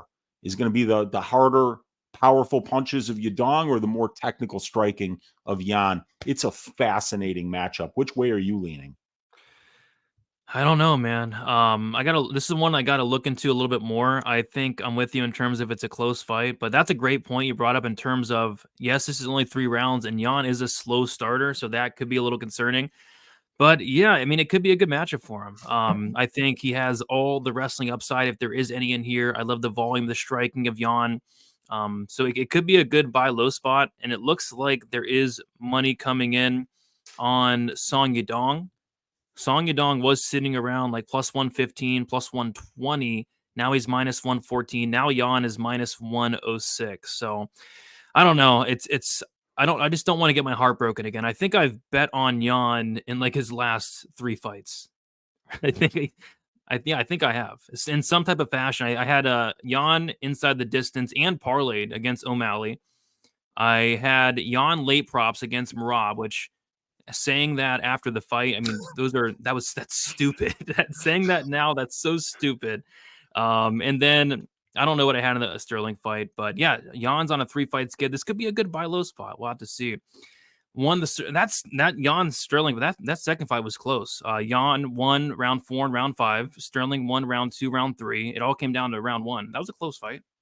Yeah, and round 1, a lot of people had that for Sterling. I saw Jan walking down Sterling for the entire first round, landing the bigger shots. So I think Sterling kind of touch, but Jan was walking him down, trying to murder him. I mean, like it looked to me like Jan clearly won that first round, but I was in the minority there. A lot of people actually thought Sterling won that first round. I'm not sure what they were watching, but yeah, absolutely. I felt like Jan won that second fight. Over 1.5, yes, but I think the over set at 2.5, and it's completely juiced to minus 275. But yeah, I think it definitely does go over. Thought Jan beat O'Malley. I did, but it was close. A close fight. Yeah, close fight. I wasn't too mad. I remember I had a big bet on the finish only for that one, Brady. And when it ended, before it went to the scorecards, I was like, oh, man, that's anyone's fight. So a lot of people were screaming robbery there for O'Malley. I was like, O'Malley fought great. Yeah, it was a close fight. Take the plus. Yeah, I'd agree, but looks like there's no plus money as of now. It's just a straight pick 'em. Song is a good fighter. I like the guy too. I just think he loses this one. Fun fact, Song holds a win over Vera, but an L over Kyler. Yeah, he did lose to Kyler Phillips. Yeah. Oh, let's see here. You got a Song at plus money when the line opened. Well, you got your CLV there. Hopefully it works out. I don't know what I'm doing with this fight yet. Maybe a greasy totals parlay. Yeah, I think a lot of these fights go over this week. We're in the bigger cage. I think we get a lot of decisions. How did Jan? I don't. You want Weezy? Are you smoking anything, or are you sober? Oh, I'm always smoking. Yeah, I mean, like pretty much anybody in here who smokes should want some of what I'm smoking because I'm always smoking the good stuff. But yeah, I mean, it comes down to how you scored that first round though for that fight because everybody knows what rounds Jan won. Everybody knows what rounds Sterling won. It just came down to how you saw the first, and I saw the first for Jan. I thought it was clear as day, but that's debatable, of course.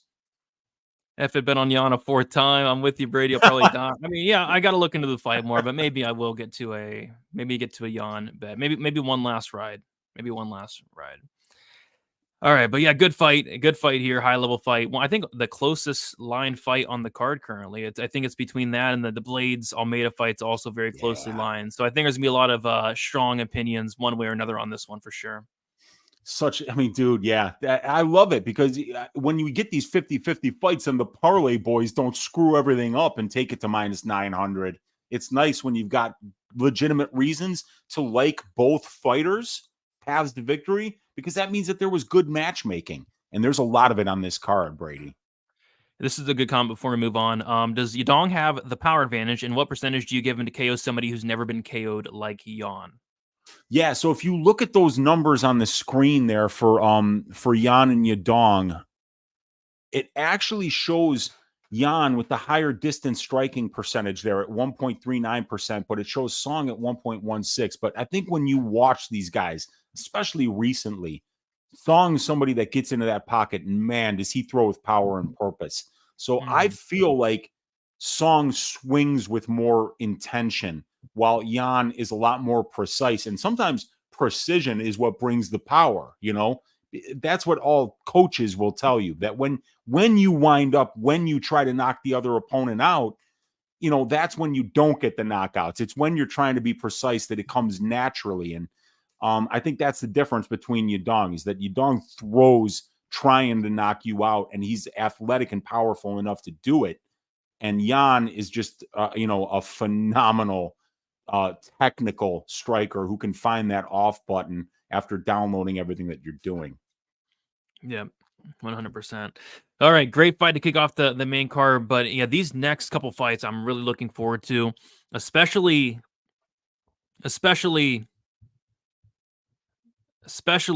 why? What's wrong with my laptop? No. No, What can you hear happened? me? Can you Yeah, hear me? I can hear you, but you're frozen on the Oh, screen. I can I hear look you like though. an idiot. Look at me. What am I? I'm frozen. Oh my! I look like such a loser in that. Oh gosh. Oh, dude, can you get the Burns Maddalena stats up? I can't. It's not letting me. Oh no, the thing is frozen. Jeez. All right. So I might need to restart my computer real quick. Yeah, I'll talk Um. us through. I'll talk us through the next fight, and All right. we'll keep the Yadong stats up for now. But I'll talk this. I'll talk us through this one to start. You All restart right. that shit. Be right back. Live television, you guys. You know this is what happens sometimes, but this is a great striker versus grappler matchup here that we have in Gilbert Burns versus Jack Della. We got Jack Della 10 years younger than Gilbert Burns. That is a statistically significant advantage there. He's 1 inch taller, and he's going to have a 2-inch reach advantage, and he's a switch stance fighter going up against an orthodox fighter. Once again, another statistically significant advantage on paper here. It's Gilbert Burns who's going to have the experience advantage here with 10 more professional fights, about 150 more minutes of cage time. And he's also got 15 more fights at the UFC level and about 210 more minutes of UFC cage time. So with Gilbert Burns, you're getting the smaller guy, but you're getting the much more experienced guy and the much more dangerous submission grappler. With Jack Della Maddalena, you're getting the younger guy, the taller guy, the longer guy, and just a phenomenal striker, a phenomenal boxer. Tons of volume that he throws, almost 15 distance strike attempts per minute compared to only 8.82 for Gilbert Burns. And then we see that Maddalena has faced a lot of volume as his guys are attempting almost 20 distance strikes per minute against him. But the numbers for Jack on the striking side are really impressive. We're talking about a 52% accuracy, 69% defense, a positive 1.62 distance striking differential, and Jack is landing a knockdown on 2.04% of the distance strikes that he lands. So Jack is 11-1 to the KO in his career, and he's 2-1 to the submission. While a guy like Gilbert Burns, who is a Brazilian Jiu-Jitsu black belt and a world champion BJJ player, he is 9-0 to the submission and 6-2 to the knockout. So while Gilbert Burns is a phenomenal striker, and while Jack Della Maddalena is a good grappler, this is what you call a striker versus grappler matchup. Because if this thing takes place on the feet, it's going to be Jack who's landing more and landing the more powerful strikes as well. And if Gilbert Burns can kind of make this fight into what the Jorge Masvidal fight was, what the Stephen Thompson fight was, where he could take that superior striker down, you know, make that striker wear his weight, land some ground and pound, hunt for submissions, and win the minutes in the grappling exchanges, that's when he's going to do his best work. We just saw Jack get out wrestled by Basil Hafez, and outside of that, he's fighting guys like Holland and Brown and Roberts who aren't going to wrestle much. But we did see Jack, get put in a bad spot by Ramazan Emeev, but find his way out of it. But if we're talking about the difference in submission grappling between somebody like Ramazan Emeev, who put him into a bad spot, and Gilbert Burns, who's a Brazilian Jiu-Jitsu world champion, I gotta lean with Burns here because I think that there's a wide open door for this guy to exploit somebody in Jack Della, who I just don't think his grappling is elite at all at this level yet. I think it's serviceable. I think the takedown defense is serviceable, but I also think that Gilbert Burns will be less out of his depth on the feet than Jack Della Maddalena will be on the ground here. So I'm leaning to the Burns side, but man, oh man, is this a fascinating stylistic matchup. Yeah. Sorry, I'm back. Like, I don't know what's going on, man. I mean, I got this computer back in 2019, which it's kind of old, but I mean, it's so expensive. It's like $3,000. You would think it'd hold up, a lot more longer than that. I haven't watched any pornography on it. Did none of that. I don't do illegal streaming on it. I don't watch fights on this laptop. All I use it for is streaming, and it's apparently it's on its last legs. Like, get some help, Apple. It's like $3K. Dude, I'm telling you, there's something about Apple products where I think they got a chip in them that just says we're going to shut off after 4 years, no matter what, so that you have to buy a new Apple computer every 4 years. Those guys are diabolical, man. It's terrible, man. Like, I don't want to buy another $3,000 laptop. I mean, that's a lot of money. It's a ton of money, dude. That's Yeah. why I don't even go with Apple, man. I use the PC and just stay on that ship because I can't stand those pricks. They made the iPod one of the greatest inventions ever, and ever since then it's been all downhill. Yeah, well, maybe my warranty's probably gone by now. You got to think. I mean, it's been what, 5 years? Warranty's probably Your computer will stop working 14 minutes after the warranty is dead. I promise you. That's the Apple way, ladies and gentlemen. You know. And now that I'm talking crap, I mean, it's for sure done now. Now somebody that's spying on us is going to hit the off switch on Brady's computer. Talk shit about us, will you? Bam, you know. Fantastic. So, yeah, that's my second stream in the last week where it's done that. So that sucks. That really sucks. So hopefully I'll probably have to get a new laptop. But anyway, back to this fight. Yeah, this fight's fascinating, man, right? And I kind of caught some of your breakdown. But from what you've said is, yeah, Jack's put himself into a bad spot in pretty much every single fight on the mat. Anjos, I think, almost got a head and arm. Ramazan Ameev almost got a sub. Basel Hafez almost got a sub. So, yeah, he puts himself into a ton of bad spots. And like you said, he's going to be facing Gilbert Burns here, who is the best grappler he's fought by a mile. But of course, you know, Burns is coming back. When was that Bilal fight? That was about a year ago, right? Yeah, 9 months ago for Gilbert Burns since the Bilal fight. Okay, 9-month layoff. He's now 37. Like, that has to be mentioned. You know, the chin, potentially a little bit iffy. Like, on the feet, I really like the striking of Jack Della Maddalena, the power, the precision, the way he mixes it up to the body, to the head. I think on the feet, you know, Jack can potentially hurt Burns and knock him out. But yeah, if Burns gets his fight down to the mat and he puts Jack in those same spots, will he be able to get out of those same spots like he did against Ameev, Anjos, and Basel Hafez, who aren't a third of the grappler that Burns is? It's such an intriguing matchup. I think the under 2.5 is solid. That's something I was looking at. It's something that's weirdly been out for a while. You know how FanDuel releases early lines? They opened up the under 2.5 at -112. It's been sitting at -122, and it's been sitting there for like weeks. It hasn't moved. But on BetOnline, they have the over-under at 1.5, and the over 1.5 is juiced to -205. The under is +165. I think somebody could get served here, whether it's Burns getting that sub or whether it is, you know, Jack Della fighting out of those spots, stuffing the takedowns, and maybe landing a big shot on the feet. So I would kind of look violence here, not something I'm in love with this week, but that's kind of how I would attack it. Because I don't know, I feel like this fight could go either way. Who gets their way? Does Jack survive on the mat or stuff the takedowns, keep it on the feet, or does Burns get the fight down the mat and potentially get that sub? Jack is now -150, which is very interesting, and Burns is now +130. So money's coming in on Jack. I don't know. I feel like this fight probably should be more towards a pick'em, everything considered, but this is one of my favorite fights on the card for sure. Any thoughts on the money line now? Burns +130, Jack -150, and then any thoughts on that total? The 1.5 is kind of weird. I think it maybe goes over 1.5, but I would look like an alternative 2.5 under there. Yeah, still for me, it just I just hated Brady taking these 10-year-olders. You know, I mean, like it's something it's hard to bet into, especially when you're not getting the right numbers, you know, because the 10 years older guy wins about like 35% of the time, which means right there, if you're not getting about +200 on it, you know, you might be overpaying for the older fighter. And, you know, I think it was Rusty who made a really good comment earlier. He was like, you know, there are so many of these fights where you got, you know, the young guy going up against the old established veteran. This fight, Poirier versus St Denis, you know, even Almeida, the younger guy, going up against the older heavyweight wrestler here in Blaydes. I mean, Jan versus Yadong. Yadong's only 26 years old. Barber, the younger fighter.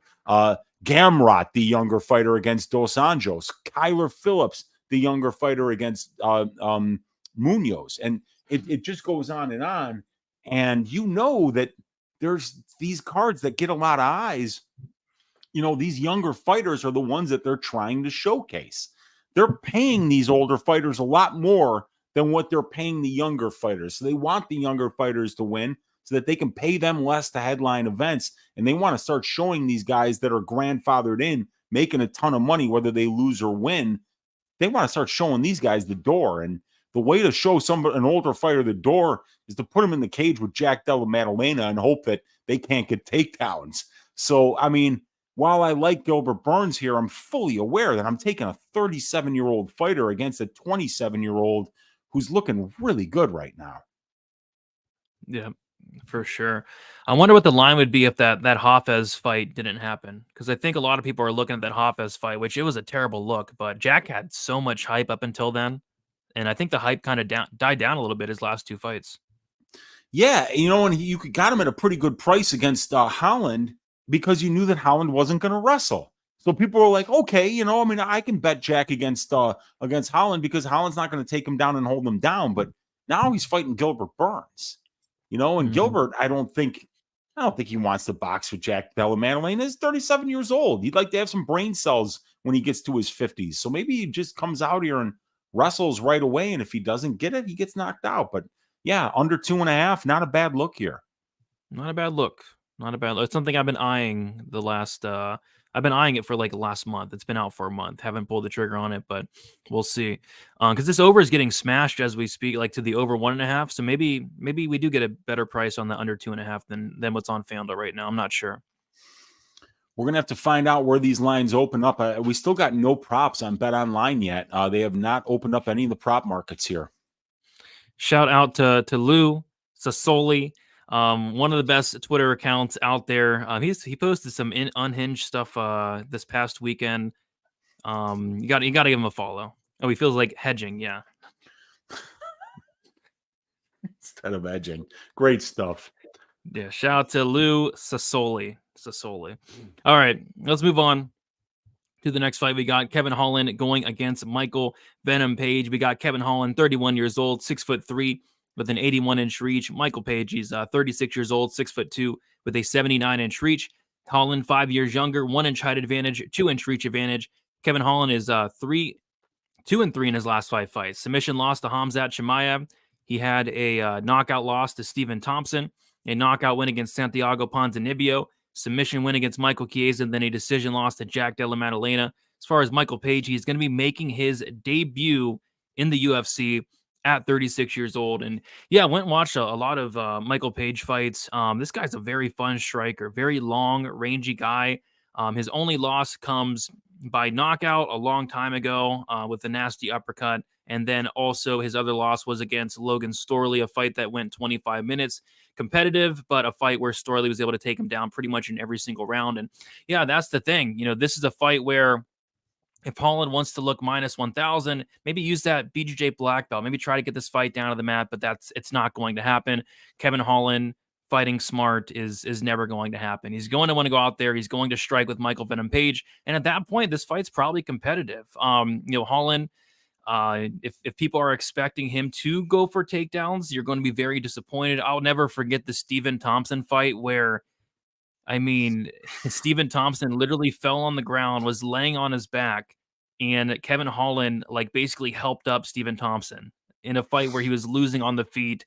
And then somehow Holland landed on top of Stephen Thompson at one point, and he was on top of him, and then he just gets up. It was the most incredible thing I've ever seen. Kevin Holland has, pound for pound, the worst fight IQ I've ever seen in my life. This is a guy that I don't want to put my money on. So I'm going to be sitting back and probably watching this one as a fan. It's a fun fight. But, betting on Kevin Holland fights is something I just don't really like doing. Weezy, what are your thoughts on this one? Yeah, I can't wait to see Michael Page make his UFC debut, because he's one of these guys. I'm not really a big Bellator watcher, but he's one of those guys you'll tune in to watch because there's nobody that really fights like him. He's really fun. He's really athletic. He's unique.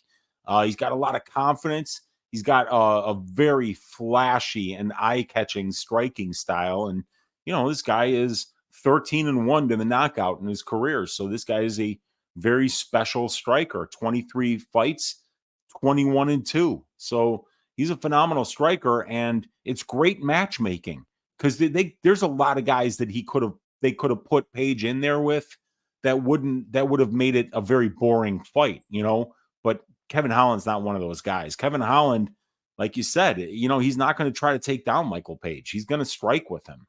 And in Holland, we're going to get easily one of the best. I mean, like, you look at these last 5 guys. I mean, Goiti Yamauchi, Storley, Douglas Lima, Derek Anderson, and Ross Houston are his last 5 fights. I mean, Holland beat 7 shades of shit out of all those guys on the feet. I mean, Douglas Lima would be the toughest matchup, but Holland's destroying all those guys on the feet. So just because Page is a phenomenal striker in Bellator, he's coming in and fighting one of the best welterweight strikers. And not only that, also a guy that's got unusual size for the welterweight division. So Holland's been fighting the better guys. Look, you add up the level of competition, 166 and 114 are the combined records of guys that Kevin Holland has fought. And he's beating guys with winning records too, 90 and 79. So yeah, this is a good step up in competition, a great stylistic matchup, great matchmaking, because it's 2 flashy, exciting strikers squaring off against each other. I think both guys are going to get the fight that they want. And I'm just anxious to see how Michael's striking translates at the UFC level, because it looked phenomenal in Bellator. Yep, it did, absolutely. Yeah, I think Kevin Holland is now -141, and Michael Page is currently +121. The over under set at 2.5 rounds. The over 2.5 is -170. The under 2.5 is +140. I think if there is a finish in this fight, it might actually come from the Kevin Holland side. Kevin Holland is typically next level durable. When he is getting finished, it's either by submission or there was that was a doctor stoppage against Stephen Thompson. And whereas Michael Page, we have seen him completely deaded before. So I don't know. What are your thoughts on this line? Holland -140, and then thoughts on a potential total here as well. Yeah, for me, the line's right about where it should be, because we've seen Holland do it at this level for a much longer period of time, and it's a great stylistic matchup. Both guys are going to get the fights that they want, but I think Michael Page has more to prove here against the younger guy, against the taller guy, against the longer guy, and against the guy that's been fighting, Maddalena, Chiesa, Santiago Ponzinibbio, Stephen Thompson, Khamzat Chimaev. And on the Page side, it's Yamauchi, Storley, Lima, Derek Anderson, and Ross Houston. So, it's a big step up in competition for Michael Page. So I feel like Holland is the rightful favorite here. Yeah. Let's see. Over 1.5, probably. It's set at 2.5, but yeah, I think it probably does go over. Both these guys are pretty durable. So yeah, it should be a good fight. Should be a good fight. Let's see why they put it on the main card. Yeah, I mean, this is a good get for the UFC, because Michael Page is a guy that at 36 years old is probably not going to be making a run for the title, but you can pick and choose really fun fights in this division for Michael Page, where he's not going to be facing crotch sniffers, and he's going to make for great fights. Yeah, he's fun to watch. He's fun to watch strike. That's for sure. All right, next we'll move on to, I think this is probably my favorite fight in the card, the co-main event. 5-round co-main event. Dustin Poirier going against Benoît St Denis. We got Dustin Poirier, 35 years old, 5'9", with a 72-inch reach. Benoît St Denis, 28 years old, 5'11", with a 73-inch reach. We got St Denis, 7 years younger, 2-inch height advantage and a 1-inch reach advantage. Justin Poirier, 3-2 in his last 5 fights, 2 knockout wins against Conor McGregor, submission loss to Charles Oliveira, submission win against Michael Chandler, and then a knockout loss to Justin Gaethje. I mean, look at that level of competition there. As far as Benoît St Denis, 5-0 in his last 5 fights, a submission win against Nicholas Stolze, knockout win against Gabriel Miranda, a submission win against Ismael Bonfim, knockout win against Thiago Moises, and then a knockout win against Matt Frevola. So, yeah, you can see it right there. I mean, if he goes out there and beats Dustin Poirier, it's going to be his best win by a mile. And I know Dustin Poirier, he's now 35 years old. He's taken a ton of damage throughout his career. He's, has a business outside of fighting. And by the way, I think his business is doing really well, Weezy, because I was actually shopping at Walmart the other day, and I needed some hot sauce, right? So I go in the hot sauce section, and I see Dustin Poirier's hot sauce. I see it there, Poirier's hot sauce, and then I look at the price. And it's $10 for a bottle of hot sauce. $10 for a bottle of hot sauce. Dustin Poirier, $10. So yeah, Dustin Poirier is doing very well. He's probably making more money on the hot sauce than he does in the UFC. Holy crap. And then I ended up going with the Frank's Red Hot. It's $3. It's like a third of the price. And it tastes, I like Frank's Red Hot sauce. So I did not spend $10 on hot sauce. That is ridiculous. That is ridiculous. So I went with the Frank's Red Hot. So Weezy, this is a fun fight. This is going to be chaotic, dude. Every Benoît St Denis fight is just chaotic. Just chaotic. You don't know what's going to happen. Somebody's getting served. I'm so glad they made this 5 rounds. I know, right? 5 rounds for this fight is just perfect because, like, I think it would be so much different to break down as a 3-round fight because then you'd be looking at, you know what? I think both of these guys are going to survive. So who wins the minutes? But now it's like, who can take more?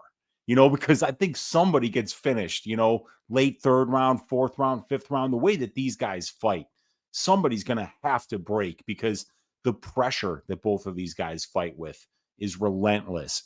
Both of these guys have got a ton of power on the feet. Both of them are very dangerous in the submission grappling exchanges, and both of them don't have any quit in them either. So, man, this is so much fun, but there's a couple of things that we definitely have to mention. Benoît St Denis, 7 years younger, another situation, you know, where we got the young lion up and coming, trying to make that big move up the ladder against the guy who's been there for the last 5 years, fighting the, you know, Justin Gaethje, Michael Chandler, Charles Oliveira, Conor McGregor. I mean, he's fighting top 5 guys every single time. Before that, it's Nurmagomedov, and it's the rest of the division. So, big step up in competition for Benoît St Denis. Can he win minutes on the ground here? And if he can't, I think Poirier's gonna win this fight. Here's the thing, right?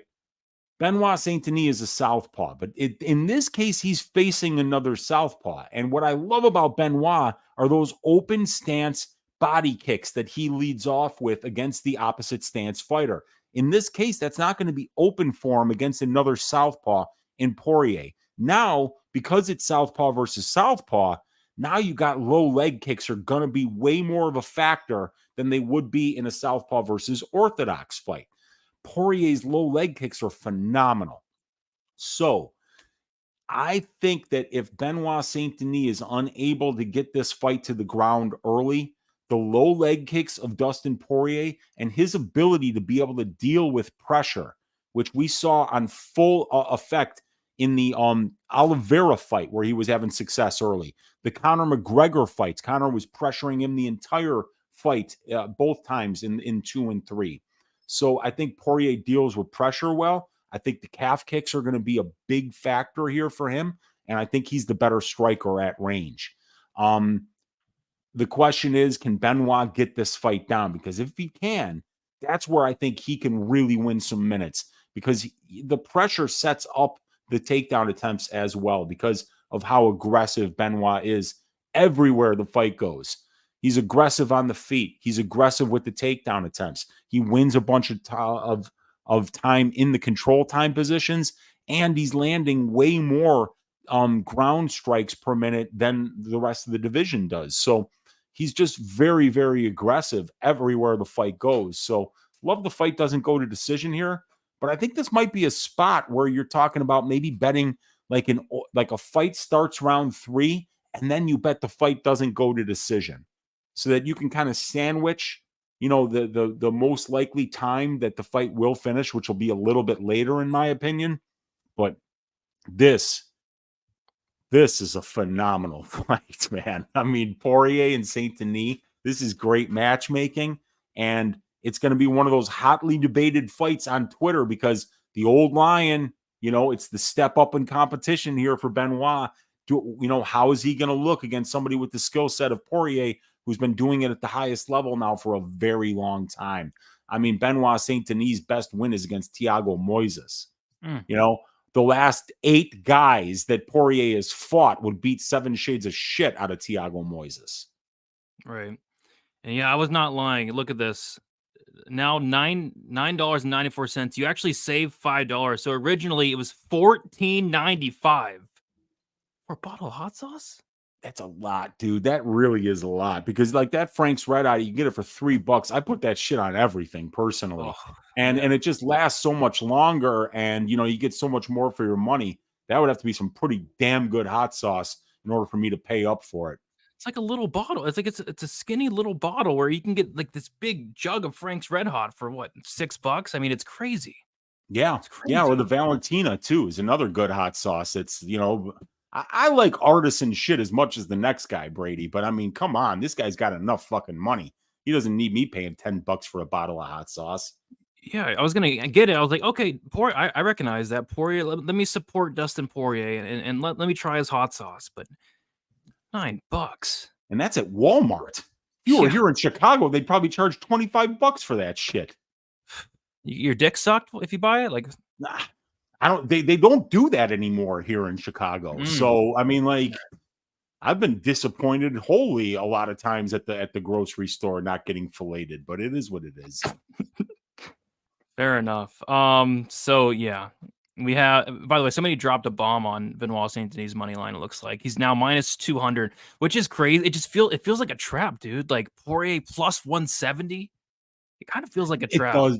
Yeah, and he's gonna come out and just look like a shadow of his former self. right? And it's gonna be like, Yeah. yeah, now we know Dustin's done. But like before the fight, at plus 170, you're like, I can't not make this bet. I'll be okay with it, even if I lose. But yeah, dude, Benoît, he definitely looks the part. It does. It does. It's crazy. The over under set at 1.5. The over 1.5 is minus 162.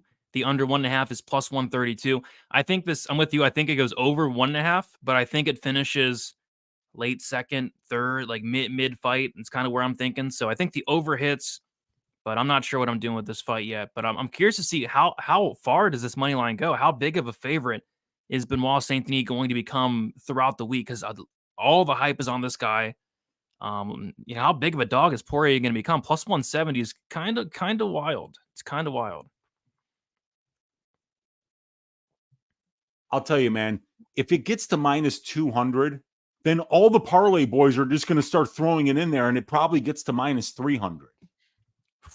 That would be freaking wild. Yeah, it could. It just seems to me like once it gets to minus 200, that there's people out there who are like, okay, minus 200, minus 350, minus 500. That comes out to minus 105. What could go wrong? And it's just guys like, and then that's the early guy. That's the smart guy. The guy that's getting in at minus 900, minus 700, and minus 500 on Friday is even dumber. They're like, okay, minus, and it just gets dumber and dumber as the week goes on. And I don't know. Maybe, if you're on the Poirier side, you might get him at plus 250 on Friday. Who knows, man? Yeah, I don't know. Yeah. Who were they on? Pereira or Olazechuk? We are both picking Olazechuk. All right. This fight's awesome. 5 rounds. My favorite fight of the card. But now we have the main event. Before we talk about it, guys, if you haven't already, smash the like button. Let's get those likes up. Subscribe here to Pub Sports Radio. We go live every Sunday, 7:15, outside of the Super Bowl happening. All right. Sean O Malley versus Marlon Vera 2. We got Sean O Malley, 29 years old, 5'11" with a 72-inch reach. Marlon Vera, 31 years old, 5'8" with a 70-inch reach. Sean O Malley, 2 years younger, 3-inch height advantage and a 2-inch reach advantage. Sean O Malley is 4-0 and 1 no contest his last 5 fights. Knockout win against Chris Moutinho. Knockout win against Rolian Paiva. No contest against Pedro Munoz. Decision win against Jan. And then a knockout win against Aljamain Sterling. As far as Marlon Vera, 4-1 his last 5 fights. Knockout win against Frankie Edgar. Decision win against Rob Font. Knockout win against Dominic Cruz. Decision loss to Corey Sandhagen. Then a decision win against Pedro Munoz his last time out. So, yeah, during the show, man, it's crazy. Like, these lines have been moving so much today and even like the last several hours. Sean O Malley, to my surprise, is now minus 300 against Marlon Vera. And I'm picking Sean O Malley to win.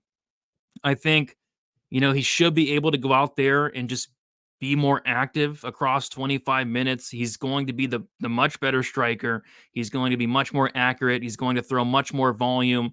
Marlon Vera is going to drop the first round, probably drop the second, probably not going to start fighting until the third, so he's already going to be behind. And I think Marlon Vera is going to be reliant on a late finish, a big shot, and it's definitely possible. We've never seen Sean O'Malley go 25 minutes. We've never seen Sean O'Malley in the fourth round.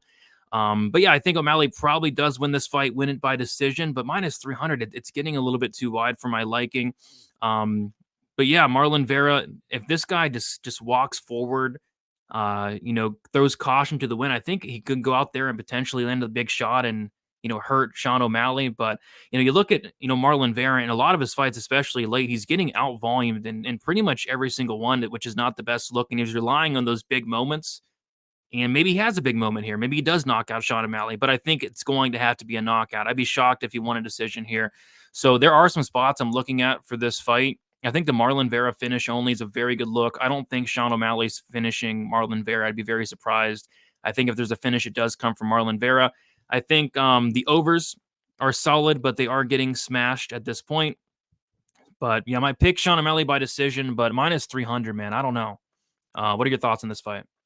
Same thing. O'Malley by decision, or Vera finds a moment and finishes him. I kind of feel like that's the way this one goes. Marlon Vera's durability is unquestionable at this point. I mean, 30 professional fights, 8 losses. He's never been finished. The guys that he's been in there against, Brady, 145 wins and 101 losses. This guy's been in there against the best, and nobody's ever finishing him. He's just too tough. And with O'Malley, you got a guy who's just a phenomenal minute winner, a very precise striker, lands 8.07 strikes per minute at distance and only absorbs 3.62. He more than doubles up his opponents in volume, which is, that's really impressive. And it's not like Sean O'Malley's fighting bums. 69 and 57 is the, combined record of the guys that he's beaten. The last 3 fights, Munoz, Yan, and Sterling. He's fighting good guys, So, but Marlon Vera for 5 rounds, that's a really bad opponent. It's a really bad stylistic matchup because you're not going to knock this guy out. This guy's got a ton of power. Marlon Vera's landed 12 knockdowns, Brady, in the UFC, 12 of them, and that's in 22 fights. He's the more powerful striker by the averages. He's landing knockdowns on 1.26% of the distance strikes that he lands, while for O'Malley, it's 0.88%. Who's more durable? Well, obviously, it's Vera. O'Malley's not really going to win any minutes in the grappling exchanges here. Neither is Vera. So it's going to be a striking match. And now, Marlon Vera has 25 minutes to pile up some calf kicks, to land a big elbow, to find the big shot. And I mean, at the current price, I don't know how you don't sprinkle a little bit on Marlon Vera here. He's going to have 25 minutes to find a big shot. And Sean O'Malley is definitely not the most durable guy in the room. I promise you. This guy's had his leg broken in 2 different fights. Andrei Sukumtar broke his fucking leg, for Christ's sake. The 2-5 Andrei Sukumtar. And then he got shut off by calf kicks and previously by Marlon Vera. So, yeah, there's definitely some durability concerns here on the O'Malley side. And that durability is going to have to last for a full 25 minutes. And how many times have we seen him go that far, Brady? 0. Man, I like the Vera side. I think it's another bet that I could lose and feel okay about losing it, knowing that I got my money in pretty good. I'm kind of with you, but the spot I like more than the Vera money line, of course, not the better price, but I like that finish only at plus money. Yeah. Yeah, I think that's a pretty safe play in any Marlon Vera fight. If it might not cash, but I mean, it's hard to picture O'Malley finishing Marlon Vera, without a hammer. Yeah, Dixon, come on. Cheeto is not Chris Moutinho. What? Nobody's Chris Moutinho besides Chris Moutinho. Man, I mean, have you ever seen Marlon Vera dye his hair Martin Dew green? No, you haven't. No, you have not. So no, he's not. Dude, he beat Sean O'Malley. He's already beaten him, So yeah, it's not. He shouldn't be a -3. What is it? -300, -350? Which is minus 300 now. Damn, dude. Right? That's a big line. He was a big dog against Sterling. Big dog. Yeah, he was. I don't know, man. It looked like Aljamain quit in that fight. No, I mean, and you know, I'm not shorting Sean O'Malley. I think Sean O'Malley's a phenomenal fighter, a phenomenal striker. I think he's great for the sport. I love the attitude. I love the cachet, the pink hair, the fur coat. You know, he has that championship style and confidence about him. I think he's great for the sport.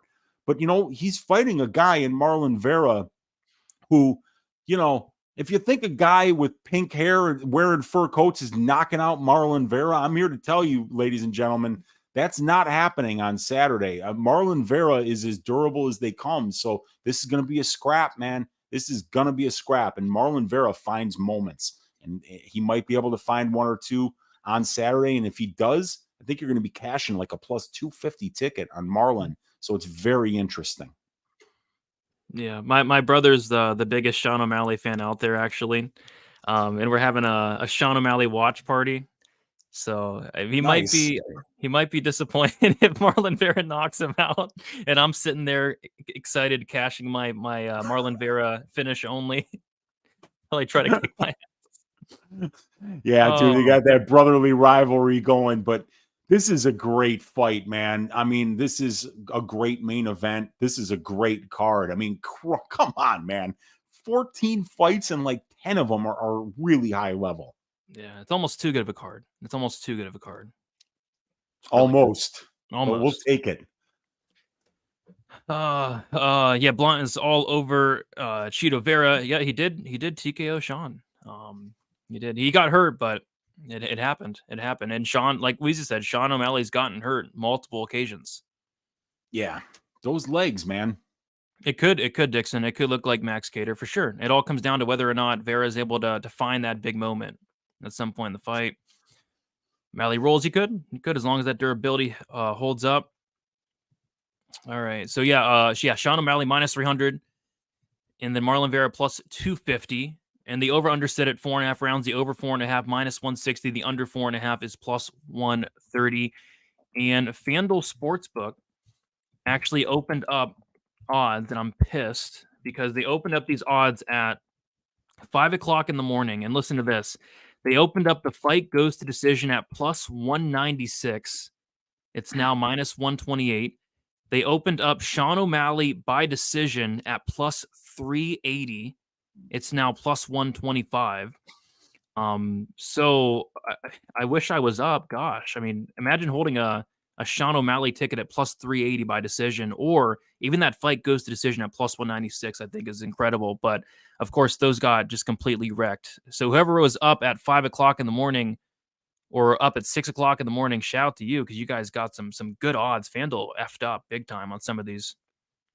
Dude, plus 370 would have been such a massive bet by me. 2.5, 3. I could see going up to 3 units because O'Malley is the minute winner here, obviously. Yeah. Marlon Vera always starts slow, and even when he does find his way into fights, O'Malley's a guy who's going to be throwing more volume. He's longer, he's taller, he's going to have better distance management. So, you know, I think that O'Malley definitely wins the minutes of this fight. We can't count on Marlon Vera to get takedowns and win minutes in the grappling exchanges. So he's going to be losing the minutes right up until if and when he finds that big moment, whether it's a big calf kick on the nerve, whether it's a big elbow in the clinch, something that changes the trajectory of this fight, because he's going to be getting picked apart until he does find that moment. Yep. I mean, those odds were crazy. Like, why 5 o'clock in the morning? Like, why 5? I don't know, man, but I was almost up until that hour last night doing database work. So if I would have caught that at plus 370, I would have actually thought that I was hallucinating because I was up too late. Plus 370. Like, let me call Brady. Ring, you know, like 6 o'clock in the morning. He's like, who the fuck is calling me? Yeah, that's wild. So I'm sure some people definitely get in on that. But yeah, we did it, all 14 fights. Any final thoughts on the card and then plans for this week for some content? The thoughts are is that we're lucky as fans to have this phenomenal card on pay-per-view this Saturday. I can't wait to watch these fights. There's a lot of money line spots that are sticking out. I'm going to have a lot of units on this card, and I'm going to really enjoy watching these fights. Check me out Tuesday night, 10 o'clock Central Time on my YouTube channel, Uncle Weezy, for Just a Tip, where we're going to break down all of these fights. Wednesday at 8 o'clock Central Time for right here on Pub Sports Radio for the DFS show, Brady, that we do with Gordo Gambles and Monk Maddox. And then Wednesday night, Brady, the long anticipated and much asked for return of probability. Woo. I'm thinking 10 o'clock Central Time, maybe right after the DFS show at 9 o'clock Central Time. But you and me, we want to break down some over-under props and some KO decision inside the distance props for these fights with my new tools that I've created over the last few months. We want to find some new and different ways to stack cash tickets like flapjacks using the best analytics available anywhere in the business, period, courtesy of me, your Uncle Weezy. So look for probability Wednesday night this week, where we're going to take you through all 14 of these fights on this UFC 299 card. I'm really looking forward to this week. I'm really looking forward to stacking cash tickets like flapjacks for UFC 299. And thank everybody that showed up live to watch us here on Pub Sports Radio. Hit that thumbs up, hit that subscribe if you haven't already, and consider becoming a member of the channel.